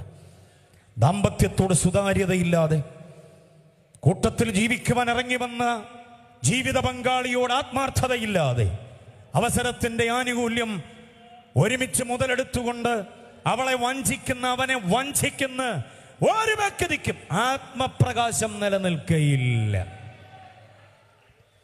സ്വദേശത്തായാലും വിദേശത്തായാലും ജീവിത വിശുദ്ധിയുടെ തട്ടകം കട്ടിൽ കൊണ്ടുപോകരുത്, പാത്രം കൊണ്ടുപോകരുത്. ബോധ്യമായവർക്കായി ദൈവത്തെ സ്തുതിക്കുന്നു. അടുത്ത സംഗതി 11-ാം അധ്യായം 33-ാമത് വാക്യം. അവിടെ ഇങ്ങനെ പറയുക, വിളക്ക് കത്തിച്ചാരും എവിടെ വെക്കുന്നില്ല? പറയിൻ കീഴിൽ വെക്കുന്നില്ല. എന്തോ ഈ പറ എന്തോന്ന് പറ എന്തോന്നറിയാവോ? അളക്കാനുള്ള സൂത്രമാണെന്ന് എല്ലാവർക്കും അറിയാം. പിന്നെ ആർക്കായി പറയുള്ളത്? പറയുടെ അർത്ഥം എന്താണെന്നറിയാമോ? നമ്മുടെ എല്ലാം വീട്ടിൽ പറയുണ്ടോ? ഇല്ല, നമുക്കതിൻ്റെ ആവശ്യമില്ല. നമ്മുടെ എല്ലാം വീട്ടിലുള്ളതാണ് നാഴി, അല്ലേ? നാഴി. അത് ഒറിജിനൽ നാഴിയുമല്ല, കുട്ടിക്കൂറ ടിന്ന് മുറിച്ചതാണ്. അതാ നമ്മുടെ നാഴി. ഒറിജിനൽ നാഴിയൊക്കെ കാണണമെങ്കിൽ ഈ പാക്കിൽ വാണിഭം, സംക്രാന്തി വാണിഭം ഉണ്ട്, അവിടെ ചെന്നാൽ കിട്ടും. മരവി, അടച്ചൊറ്റി, പിന്നെ ഉപ്പുമരവി, ഈ നാഴി, മത്തെന്നൊക്കെ പറയുന്ന പുരാതന സാധനങ്ങൾ. നമ്മുടെ കുഞ്ഞുങ്ങൾക്ക് നാഴി എന്ന് പറയുന്നത് ബോൺസിൻ്റെ പൗഡർ മുറിച്ചതോ കുട്ടിക്കൂറയുടെ പൗഡർ മുറിച്ചതോ ഒക്കെ, അല്ലെങ്കിൽ ഒരു സ്റ്റീൽ ഗ്ലാസ്സാണ് നമ്മുടെ നാഴി എന്ന് പറയുന്നത്. പക്ഷേ നാഴി യഥാർത്ഥത്തിൽ അതൊന്നുമല്ല. നാഴി എന്ന് പറയുന്നൊരു സൂത്രമുണ്ട്. പറഞ്ഞ മനസ്സിലായല്ലോ? ഓക്കെ. അപ്പോൾ കുഞ്ഞുങ്ങൾക്ക് ഈ നാഴിയൊക്കെ ഒന്ന് വാങ്ങിച്ചു കൊടുക്കുന്നത് നല്ലതാണ്. അവരൊന്ന് കണ്ടോട്ടെ നാഴി. ഇവർ 3 അവരുടെ വീട്ടിലുള്ള നാഴി. 2 ഒരുമാതിരി ഇടത്തരക്കാരുടെ വീട്ടിലുള്ള, ധനികന്മാരുടെ വീട്ടിലുള്ള ചങ്ങഴി. ഇനിയും പറയുള്ളത് ഈ 2 കൂട്ടരുടെയും കയ്യിലല്ല, വമ്പൻ ധനാട്യന്മാരുടെ കയ്യിലാണ് എന്തോ ഉള്ളത്, പറയുള്ളത്. ഇപ്പം മനസ്സിലായി, ഏകദേശം കാര്യം മനസ്സിലായോ എന്തോ വന്ന്? വിളക്ക് കത്തിച്ചാരും പറയുടെ കീഴിൽ വെക്കരുതെന്ന് പറഞ്ഞ എൻ്റെ അർത്ഥം, നിന്റെ ധനസ്ഥിതി, നിന്റെ സമൃദ്ധി, നിന്റെ സാമ്പത്തികം, ആത്മീയതയെ ചോർത്തിക്കളയരുത്. കാശില്ലാതിരുന്ന കാലത്ത് ആരാധന ഉണ്ടായിരുന്നു. ചാണകം മെഴുകിയ തറയുള്ള വീട്ടിനകത്ത് മുടങ്ങാതെ ഉപവാസ പ്രാർത്ഥനയും യോഗങ്ങളും എല്ലാം ഉണ്ടായിരുന്നു. പക്ഷേ ഇപ്പോൾ വമ്പൻ വീടായി കഴിഞ്ഞപ്പോൾ, അതിനകത്ത് മുഴുവനും ഫർണിച്ചറായി കഴിഞ്ഞപ്പോൾ എല്ലാം കൂടെ വാരി മാറ്റി കുടുംബ പ്രാർത്ഥന. അതൊക്കെ ഭയങ്കര പണിപ്പാടാണ്, നമുക്ക് വേണ്ട കുടുംബ പ്രാർത്ഥന, ഈ ആഴ്ച വേണ്ട, അടുത്ത ആഴ്ച പറയാം ഏതാഴ്ച വേണമെന്ന്. അടുത്ത ആഴ്ച പിന്നെ എന്തോ പറയുന്നത്, ഈ ആഴ്ച പറ്റത്തില്ല. ചുരുക്കി പറഞ്ഞാൽ കുടുംബ പ്രാർത്ഥന വീട്ടിനകത്ത് നടന്നിട്ട് എത്ര കാലമായി? പണ്ടൊരു ആനവായൻ പെരയായിരുന്നു, നടുക്കൊരു തൂണുമൊക്കെ ഉള്ളൊരു പെര. അതിനകത്ത് പ്രാർത്ഥനയായിരുന്നു. അന്ന് പ്രാർത്ഥിച്ചൊഴിക്കുക കണ്ണുനീരിൻ്റെ ഫലമാണ് ഇപ്പോൾ ഉള്ള നല്ല വീട്. മനസ്സിലായോ? ഇപ്പോൾ അതിനകത്ത് പ്രാർത്ഥനയില്ല. അതാണ് അതിൻ്റെ വസ്തുത. ആകെപ്പാടെ വല്ലാത്തൊരവസ്ഥയിലേക്ക്. പണ്ട് ചൂട്ടും കെട്ടി യോഗത്തിന് പോകുമായിരുന്നു, മൈലുകൾ നടന്ന്. ഇന്ന് വണ്ടിക്ക് പെട്രോൾ ഇല്ല, അല്ലെങ്കിൽ ഡ്രൈവർ വന്നില്ല. വണ്ടി സ്റ്റാർട്ട് ചെയ്തപ്പോൾ എന്തോ ഒരു അപശബ്ദം, എന്നാൽ പിന്നെ ഞങ്ങളങ്ങ് വരുന്നില്ല, ഇവിടെ ഇരുന്നങ്ങ് പ്രാർത്ഥിച്ചെന്ന. വണ്ടി ഉള്ളതാണ് നിൻ്റെ കുഴപ്പമായി മാറിയത്. വണ്ടി ഇല്ലാതിരുന്ന കാലത്ത് സന്ധ്യയ്ക്ക് തന്നെ ചൂട്ടും കെട്ടി ഒരുമിച്ച് പോയിരുന്നു. വയൽവരമ്പിലൂടെ നിരനിരയായി ചൂട്ട് വീശി പോയ അപ്പച്ചന്മാരും അമ്മച്ചമാരും ഒക്കെ ഇവിടെ ഇരിപ്പുണ്ട്. മനസ്സിലാകുന്നുണ്ടോ? അപ്പം ഇല്ലായ്മയുടെ കാലത്ത് ദൈവത്തെ അന്വേഷിച്ചതിൻ്റെ അത്രയും സുഖമില്ല സമൃദ്ധിയുടെ കാലത്ത്. അതാ പറയുന്നത്, പറ കൊണ്ട് മൂടരുത് നിൻ്റെ ആത്മപ്രകാശത്തെ. നിൻ്റെ പോക്കറ്റ്, നിൻ്റെ റിയാൽ, ദറംസ്, നിന്റെ ഡോളറും പൗണ്ടും ഈ റുപ്പീസും ഒന്നും, നീണ്ടുപരന്ന് കിട്ടിയ എസ്റ്റേറ്റും ഈ ഭൂമിയുടെ സമൃദ്ധി ഒന്നും നമ്മുടെ ആത്മപ്രകാശത്തെ അണച്ചു കളയരുത്. കാശ് ഇഷ്ടം പോലെ കയ്യിൽ വരുമ്പോഴും അത് ദൈവവുമായിട്ടുള്ള ബന്ധം, മറ്റുള്ളവരുമായിട്ടുള്ള ബന്ധം, അതൊക്കെ സൂക്ഷിച്ചോണം. Price the Lord. പണ്ടൊരു വീട്, അതിന് മതിലുമില്ല, വേലിയില്ല, ഒന്നുമില്ല. ഈ വീടിൻ്റെ മുറ്റത്തിരുന്നുകൊണ്ട് അങ്ങോട്ട് നോക്കിയാൽ അപ്പുറത്തെ വീട് കാണാമായിരുന്നു. ഇവിടെ ഇരിക്കുന്ന അമ്മച്ചി അല്ലെങ്കിൽ ഇവിടുത്തെ ആൻറ്റി അപ്പുറത്തെ ആൻറ്റിയോട് ചോദിക്കും, അത്താഴം ആയോ, എന്താ എന്തുവാ കറിയുന്നത് എന്നൊക്കെ ചോദിച്ചിരുന്നൊരു നല്ല കാലം ഓർമ്മയുണ്ടോ? ഇന്നങ്ങനെ ചോദിക്കാൻ പറ്റത്തില്ല. കാരണം പൊക്കത്തിൽ നിൽക്കുന്ന മതില്, അപ്പുറത്ത് ആരാന്നറിയില്ല, അപ്പുറത്തെ വീട്ടിൽ ആരാ താമസിക്കുന്നതെന്ന് അറിയത്തില്ല. ഭൗതിക സമൃദ്ധി വന്നപ്പോൾ സ്വന്തം മതിലകത്തിനകത്ത് നമ്മളുടെ ഒരാവാസ വ്യവസ്ഥിതി അങ്ങ് മാറി. ഈ മതിലും ഉണ്ടാക്കി, ചുറ്റുമതിലും ഉണ്ടാക്കി, മുകളിൽ കുപ്പിച്ചില്ലും പാകിയിട്ട്, അതല്ലെങ്കിൽ ഒരു ചുമ്മാ കമ്പി വലിച്ചിട്ട് ഹൈലി ഇലക്ട്രിഫൈഡ് എന്നും കൂടെ എഴുതി കാണിച്ച് നാട്ടുകാരെ പേടിപ്പിച്ച് നമ്മൾ അതിനകത്ത് ഇങ്ങനെ മുതലാളിമാരായിട്ട് കഴിയുക. ബാക്കിയുള്ളവർ ഇതൊന്നും അറിയാതെ ഇങ്ങോട്ട് കയറി വരാതിരിക്കേണ്ടതിന് ഗേറ്റിങ്കിൽ വടിവത്തെ അക്ഷരത്തിൽ ഒരു അക്ഷരക്കൂട്ട്, കടിക്കുന്ന പട്ടിയുണ്ട് സൂക്ഷിക്കുക. അത്രയും കൂടെ ആയപ്പോൾ ആരും നമ്മളെ ശല്യം ചെയ്യത്തില്ല. മനസ്സിലാകുന്നുണ്ടോ? അതുമാത്രമാണോ? അപ്പുറത്ത് വേറൊരു പന്തിക്കോസുകാരുടെ വീട്ടിൽ വേറൊരു ലിഖിതമാണ്, ഇത് പൊതുവഴിയല്ല, പ്രവേശനമില്ല. മനസ്സിലാകുന്നുണ്ടോ? ഒരു മൂത്ത പന്തക്കോസുകാരൻ്റെ വീട്ട്, ഭയങ്കര വീട്, പുതിയൊരുശല്യം നാണിച്ചു പോവാ വീട് കണ്ടാൽ അതിൻ്റെ വാതിക്ക് എഴുതി വെച്ചിട്ടുണ്ട്, 3 പ്രാവശ്യം മുട്ടുക, പ്രതികരണമില്ലെങ്കിൽ ദയവായി മടങ്ങിപ്പോവുക. മനസ്സിലാകുന്നുണ്ടോ? ഇങ്ങനൊക്കെ വിദഗ്ധമായി എന്ന് പറഞ്ഞാൽ നിങ്ങൾ ഇങ്ങോട്ട് വരുന്ന ഞങ്ങൾക്ക് ഇഷ്ടമല്ലെന്ന് തുറന്നു പറയുന്നതിന് പകരമായിട്ടുള്ള ലിഖിതങ്ങളാണ് ഇതെല്ലാം. ഇങ്ങനെ എഴുതി വെച്ച് മനോഹരമാക്കി സെറ്റപ്പാക്കിയ ഒരു പറയുടെ സമൃദ്ധിയുടെ ജീവിതം. പക്ഷേ ഓഗസ്റ്റ് 15-ാം തീയതി ഡാം തുറന്നൊഴുകി ഇറങ്ങി വന്ന പ്രളയജലത്തിന് മലയാളം വായിക്കാൻ അറിയത്തില്ലല്ലോ. അത് ഈ ഗേറ്റിനകത്തൂടെ കയറി ഒഴുകി, വീട്ടിനകത്തും പുറത്തും സകല ഇടങ്ങളിലും കയറി ഒഴുകി, കടിക്കുന്ന പട്ടിയെ തൂക്കിയെടുത്തങ്ങ് അറബിക്കടലിൽ കൊണ്ട് തള്ളി. മനസ്സിലാകുന്നുണ്ടോ? ഈ വിധത്തിൽ മനുഷ്യൻ്റെ സ്വാർത്ഥതയുടെ മതിൽക്കെട്ടിന് ദൈവം കൊടുത്ത ആ കനത്ത അടിയ ആ പ്രളയമെന്നാണ് എൻ്റെ വ്യാഖ്യാനം. മനസ്സിലാകുന്നുണ്ടോ? ഈ മതിൽക്കെട്ടിനകത്ത് നീ താമസിക്കുമ്പോൾ അപ്പുറത്തെ വീട്ടിൽ വിങ്ങുന്നവൻ്റെ നൊമ്പരം, വേദന നീ അറിഞ്ഞില്ല, അവൻ്റെ കഷ്ടപ്പാടുകളുടെ ദുരിതം നീ അറിഞ്ഞില്ല. ഈ ആഴ്ച അവന് ഡയാലിസിസ് ചെയ്യണമായിരുന്നു. ഭാര്യ അങ്ങും ഇങ്ങും എല്ലാം ഊരുതണ്ടി നടന്നിട്ടും ഡയാലിസിസിന് ഒരു പ്രാവശ്യത്തേക്കുള്ള പണമൊത്തില്ല. അപ്പോഴും നിന്റെ കയ്യിൽ പൂത്ത പണം ഉണ്ടായിരുന്നു, കൊടുക്കാൻ നീ അറിഞ്ഞില്ലല്ലോ. അപ്പുറത്താരായി വിങ്ങുന്നെന്നുള്ള വിവരം. ഈ പറയുടെ സമ്പന്നതയാണ് ഞാൻ ഈ പറഞ്ഞു വരുന്നത്. ഒടുവിൽ ഈ തൊഴിലാളിയെയും മുതലാളിയെയും, അടിമയെയും ഉടമയെയും, സമ്പന്നനെയും ദരിദ്രനെയും പ്രളയജലം ഒഴുക്കിക്കൊണ്ട് കയറ്റിയത് ദുരിതാശ്വാസ ക്യാമ്പിൽ. മനസ്സിലാകുന്നുണ്ടോ? ഒരു കുട്ടുകത്തിൽ വേവുന്ന ചോറ്, ഒരു കലത്തിൽ വേവുന്ന സാമ്പാറിന് വേണ്ടി മുതലാളി മുൻപിൽ, തൊഴിലാളി പുറകിൽ ഇങ്ങനെ ക്യൂ നിൽക്കുക ഡിസ്പോസിബിൾ പ്ലേറ്റുമായിട്ട്. ഈ ഗതികെട്ട കാഴ്ച നമുക്ക് മറക്കാനാവില്ല. ഒടുവിൽ കിട്ടിയ ഈ ചോറും രസവും സാമ്പാറും ഒക്കെ ആയിട്ട് അപ്പുറത്തും ഇപ്പുറത്തും സൗകര്യപ്രദമായി കിട്ടിയ കല്ലേ കയറിയിരുന്ന് ഇങ്ങനെ വാരി കഴിച്ചുകൊണ്ടിരിക്കുമ്പോൾ ഈ മുതലാളി ഒരു ചോദ്യം, അല്ല എവിടാ താമസിക്കുന്നത്? ഞാൻ ആ വില്ലേജ് ഓഫീസിൻ്റെ അടുത്താണ്. വില്ലേജ് ഓഫീസിൻ്റെ അടുത്ത് എവിടാ? അവിടെ 2 നില ഇല്ലയോ അച്ഛാ? ആ 2 നിലയുടെ തൊട്ടപ്പുറത്ത്, ആ മതിലിൻ്റെ തൊട്ടപ്പുറത്തുള്ള കുഞ്ഞൊരു വീടുണ്ട്. കണ്ടിട്ടുണ്ടോ അച്ഛൻ? ഞാനത് ശ്രദ്ധിച്ചിട്ടില്ലല്ലോ. ആ 2 നിലയുടെ എവിടാ? അതിൻ്റെ ഇടത് ഭാഗത്തുള്ള ആ കുഞ്ഞു വീട്. ആഹാ, അത് ശരി. അച്ഛൻ അവിടേക്ക് അറിയാവോ? പിന്നെ അറിയാം. എങ്ങനെ അറിയാം? ആ 2 നില എൻ്റെയാ. 2 നില പാർത്ത പുള്ളി അപ്പുറത്തെ കല്ലേ ഇരിക്കുന്നത്. അതിൻ്റെ തൊട്ടപ്പുറത്ത് മതിലിനോട് ചേർന്നുള്ള കുഞ്ഞു കൂരയ്ക്കകത്ത് താമസിച്ചവനാണ് ഇപ്പുറത്തിരിക്കുന്നത്. ഇവരെ രണ്ടുപേരെയും കൂടെ കാണാൻ ദൈവം ഉണ്ടാക്കിയ ഒരു രംഗ സംവിധാനമായി ഈ ദുരിതാശ്വാസ ക്യാമ്പ്. ഈ വെള്ളം വന്നില്ലായിരുന്നേ നീ അവനെ കാണത്തില്ലായിരുന്നു. മനസ്സിലാകുന്നുണ്ടോ? അവസാനം അടിവസ്ത്രമടക്കം വല്ലവരുടെയും ഔദാര്യത്തിന് വേണ്ടി കൈനീട്ടേണ്ടി വന്ന ഗതികേട് പറയുടെ ജീവിതത്തിൻ്റെ ഒരു അവസ്ഥയാണ്. സമ്പത്ത് ദോഷമാണെന്ന് ഞാൻ പറഞ്ഞതിന് അർത്ഥമില്ല. ധനികനാകുന്നത് പാപമാണെന്നും ഞാൻ പറഞ്ഞതിന് അർത്ഥമില്ല. വാരിക്കൂട്ടിക്കോ. പക്ഷേ അടുത്തുള്ളവൻ്റെ വേദന നീ അറിയണം, അവൻ്റെ വിശപ്പ് നീ അറിയണം, അവൻ്റെ കഷ്ടതയിൽ നീ കൂട്ടാളിയാകണം, അവൻ്റെ ഏകാന്തതയിൽ നീ സഹയാത്രികനാകണം, അവൻ്റെ രോഗക്കിടക്കയുടെ ഓരത്ത് നീ ചെന്ന് ഇരുന്നു കൊടുക്കണം. അവൻ്റെ ബലഹീനമായ കരം നിന്റെ ബലമുള്ള കരത്തിലേക്ക് എടുത്തു വെച്ചൊന്ന് തലോടാൻ കഴിയണം.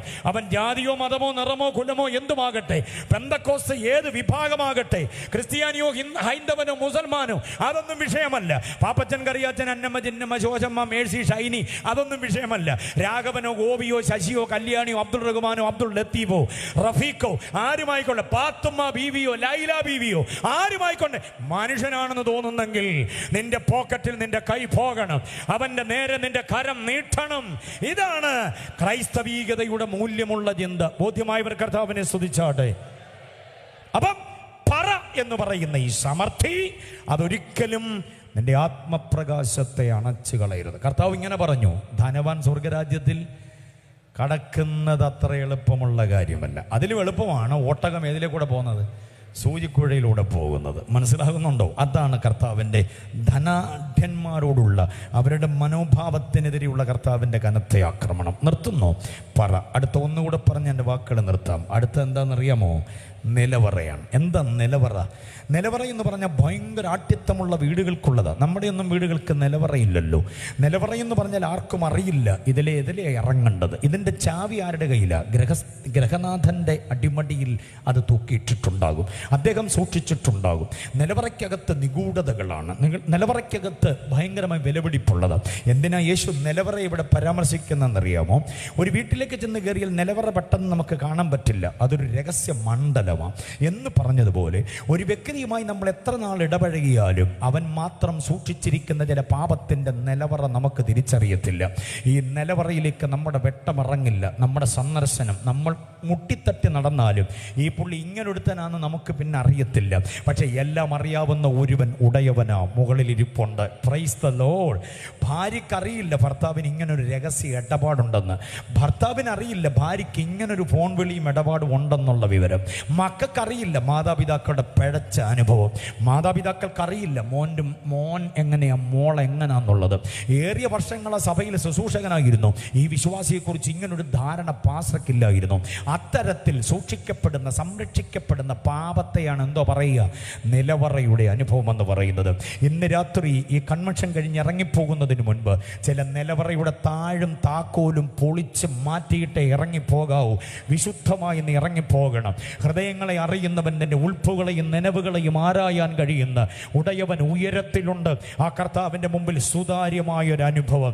ആ നിലവറ നമ്മുടെ ആത്മീക പ്രകാശത്തെ അണച്ചു കളയരുത്. എനിക്ക് അനുവദിച്ച സമയം തീരുകയാണ്, ഞാൻ നിർത്തട്ടെ പ്രിയരെ. ഈ 4 കാര്യങ്ങൾ നമ്മുടെ ബാഹ്യമണ്ഡലത്തിലെയും അകത്ത മണ്ഡലത്തിൻ്റെയും പ്രകാശം അണഞ്ഞു പോകാതെ കാക്കാൻ കഴിയുമ്പോൾ അതാണ് വിശുദ്ധിയുടെ ഏറ്റവും സവിശേഷമായ അനുഭവം. വിശ്വസിക്കുന്നവർ കർത്താവിനെ സ്തുതിച്ചാട്ടെ. വിലയേറിയ വാഗ്ദത്തങ്ങൾ സ്വായത്തമാക്കാൻ, അതുമാത്രമല്ല പ്രായോഗികതയിൽ കുറെ വാഗ്ദത്തങ്ങളുണ്ട്. ഞാൻ നിന്നെ എൻ്റെ കയ്യിൽ വെൺമഴുവാക്കി മാറ്റുമെന്നൊരു വാഗ്ദത്തമുണ്ട് കേട്ടോ. ഞാൻ ആദ്യം പറഞ്ഞ ഉപദേശപരമായ വാഗ്ദത്തത്തിൽപ്പെട്ടതല്ലത്. പിന്നെ ഇപ്പോൾ ഞാൻ പറഞ്ഞത് നമ്മുടെ വ്യക്തിപരമായ ജീവിതത്തിൻ്റെ പ്രായോഗിക തലത്തിൽ ദൈവം നമ്മോട് സ്ഥാപിക്കുന്നൊരു കാര്യമാണ്. ഞാൻ നിന്നെ എൻ്റെ കയ്യിൽ വെൺമഴുവാക്കി മാറ്റും. എത്ര പേർക്ക് ആ വാഗ്ദത്തം ഏറ്റെടുക്കാൻ പറ്റും? നീ ഒരു സാധാരണ ഉപകരണമല്ല, നീ ഒരു മൂർച്ചയില്ലാത്ത ഉപകരണമായിട്ടിരിക്കുന്നു എന്ന് ചിലർക്ക് തോന്നാം.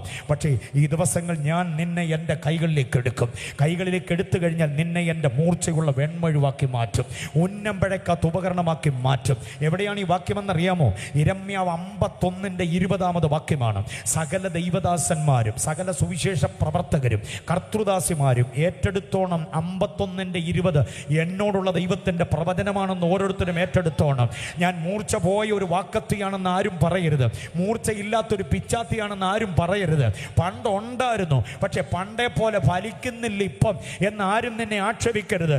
ഉന്നം പിഴക്കാത്തൊരു ഉപകരണമാക്കി ദൈവം മാറ്റാൻ പോകുകയാ. വിശ്വസിക്കുന്നവർ എത്ര പേരുണ്ട്? നിന്നെ കൊണ്ട് ദൈവം ചിലത് ചെയ്യിക്കാൻ പോകുകയാ. ദൈവകരങ്ങളിൽ ഉന്നം പിഴക്കാത്തൊരു അനുഭവത്തിലേക്ക് ദൈവം നിന്നെ കൊണ്ടുവരുമെന്ന്.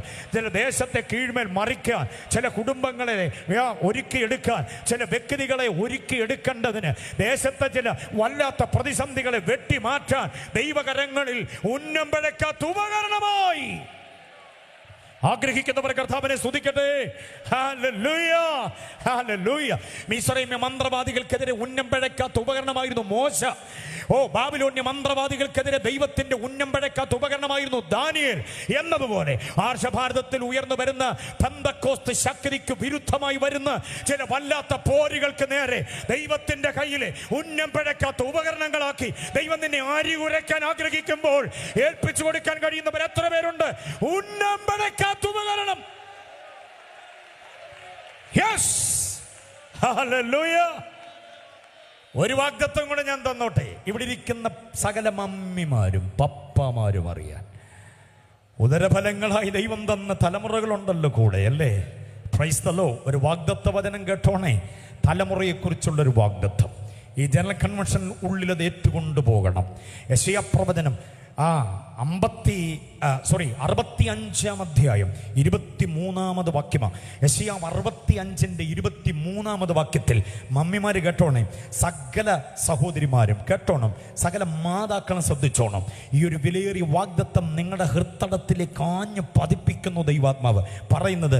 നീ ആപത്തിനായിട്ടല്ല പ്രസവിച്ചത്. എത്ര പേർക്ക് സ്തോത്രം ചെയ്യാൻ പറ്റും? നീ പ്രസവിച്ചത് ആപത്തിനല്ലെന്ന് എന്ന് പറഞ്ഞാൽ നീ പ്രസവിച്ച നിന്റെ ഉദരഫലം ആപത്തുണ്ടാകത്തില്ല എന്നല്ല, അന്യാധീനമായി പോകത്തില്ല, നാളെ നിന്റെ തലമുറ ഓർത്ത് നെടുവീർപ്പിടേണ്ടി വരത്തില്ലെന്ന് വാഗ്ദത്തമായി ഏറ്റെടുത്തോ. ഇന്ന് രാത്രി പ്രാർത്ഥിച്ചു തുടങ്ങിയ ചില വിഷയങ്ങളുടെ മേൽ ദൈവപ്രവൃത്തി വെളിപ്പെടുമെന്ന്. നിന്റെ മകനെ മടക്കി വരുത്താൻ, നിങ്ങളുടെ മകനെ മടക്കി വരുത്താൻ, നിന്റെ മകളെ മടക്കി വരുത്താൻ, നിന്റെ മരുമകനോട് ഇടപെടാൻ, ദൈവത്തിന് പദ്ധതിയുണ്ട്. നീ ആപത്തിനായിട്ടല്ല പ്രസവിച്ചത്. നിന്റെ സന്തതി യഹോവയാൽ ഉപദേശിക്കപ്പെട്ടവരായി മാറും. അവരിടത്തോട്ടും വലത്തോട്ടും പരക്കും. ജാതികളുടെ ദേശം അവരവകാശമാക്കും. കോട്ടയത്തും പാമ്പാടിയിലും കേരളത്തിന്റെ ഇട്ടവട്ടത്തിൽ കറങ്ങാനുള്ള നിന്റെ തലമുറ ദൈവം അവർക്ക് വേണ്ടി ചില വിശാല വഴികൾ തുറക്കുന്നുണ്ട്. നീ കണ്ണുനീര് നിർത്തരുത് കേട്ടോ. തലമുറയ്ക്ക് വേണ്ടി ഒഴുക്കുന്ന കണ്ണീര് അവസാനിപ്പിക്കണ്ട. നീ ആപത്തിന് വേണ്ടി അല്ല പ്രസവിച്ചത്. തീവ്രവാദത്തിനും ഭീകരവാദത്തിനും മതമൗലികവാദത്തിനും കൊട്ടേഷൻ ടീം അംഗങ്ങളായിട്ട് അതിനും ഇതിനും വേണ്ടി ചെറുപ്പക്കാരെ വസൂലാക്കുന്ന, ചാക്കിട്ട് പിടിക്കുന്ന ഒരു ശക്തിയും നിന്റെ തലമുറയെ തൊടാതിരിക്കാൻ ഈ ദിവസങ്ങളിൽ ഉണർന്നിരുന്ന് ജാഗരിച്ച് പ്രാർത്ഥിച്ചോണം. നീ ആപത്തിനായി പ്രസവിച്ചിട്ടില്ല. പിതാക്കന്മാരോട് ഞാൻ പറയാം, നിങ്ങൾക്കുണ്ടായ തലമുറ ആപത്തിനായിട്ടല്ല. ബെല്ലും ബ്രേക്കുമില്ലാതെ ഏതെങ്കിലും കൂട്ടുകാരൻ്റെ ബൈക്കേ കയറിപ്പോയി, അല്ലെങ്കിൽ സ്വന്തം ബൈക്കേ കയറിപ്പോയി, ഏതെങ്കിലും ടിപ്പർ ലോറിയുടെ കീഴിൽ ചെന്ന് കയറി വാരിയെടുത്തോണ്ട് വരുന്ന ഒരു ഗതികേട് നിന്റെ തലമുറയ്ക്ക് ഉണ്ടാകാതിരിക്കണമെങ്കിൽ നീ നിലവിളിച്ചോണം ദൈവസന്നിധിയിൽ. നിന്റെ മകന് വേണ്ടി, മകൾക്ക് വേണ്ടി. Price the Lord. ഉപരിപഠനത്തിന്റെ വഴി തേടി അങ്ങ് ചുരമിറങ്ങി അടുത്ത സംസ്ഥാനത്ത് പോയ നിന്റെ മകൾ വല്ലവനെയൊക്കെ അണച്ചു പിടിച്ച് അവന്റെ ബൈക്കിന്റെ പുറകിൽ സല്ലപിക്കുന്നവളാണെങ്കിൽ അവൾ ആപത്തിനായി പ്രസവിക്കപ്പെട്ടവളാ. അത് വരാതിരിക്കാൻ നിന്റെ തലമുറയ്ക്ക് വേണ്ടി കണ്ണുനീര് ഒഴുക്കി ദൈവസന്നിധിയിൽ കാവൽ നിന്നോണം. 22, 25, 26, 30 വയസ്സുള്ള ചെറുപ്പക്കാര് പോസ്റ്റിൽ അങ്ങനെ ചിരിച്ചോണ്ടിരിക്കുന്നത് കണ്ടിട്ടുണ്ടോ? അപകടം, അനർത്ഥം, വല്ലാത്ത ദുരന്തത്തിൽ പെട്ടുപോകുന്ന ആ ഗതികേട് നമ്മുടെ വീട്ടുമുറ്റത്ത് വരാതിരിക്കാൻ. അപകട മരണമുണ്ടായൊരു മൃതശരീരത്തിന് വേണ്ടി ഒരു മൊബൈൽ, ഒരു മോർച്ചറിയോ, ഒരു മരണപ്പന്തലോ നിന്റെ വീട്ടുമുറ്റത്തുണ്ടാകാതിരിക്കാൻ ആയിസത്തി മാതാപിതാക്കൾ പോകുന്ന മരണം സ്വാഗതം ചെയ്യുന്നു. പക്ഷെ ജീവിച്ചു തുടങ്ങുന്നതിന് മുമ്പേ പൊലിഞ്ഞു പോകുന്ന നിന്റെ തലമുറയെ മരണത്തോട് പറ, വിട്ടുതരത്തില്ല എൻ്റെ കുഞ്ഞിനെ. ഞാൻ ആപത്തിനായിട്ടല്ല പ്രസവിച്ചത്, ഞാൻ നിന്നയ്ക്ക് വേണ്ടി അല്ല പ്രസവിച്ചത്, ഞാൻ ആപത്തിനായിട്ടല്ല പ്രസവിച്ചത് എന്ന് ഉറക്കെ പറഞ്ഞ് പ്രാർത്ഥിക്കാൻ കഴിയുമെങ്കിൽ ദൈവപ്രവൃത്തി വെളിപ്പെടും. ഈ വാഗ്ദത്തങ്ങൾ നമുക്കുണ്ട്. മറന്നുപോകരുത്, ഏറ്റെടുത്തുകൊള്ളണം.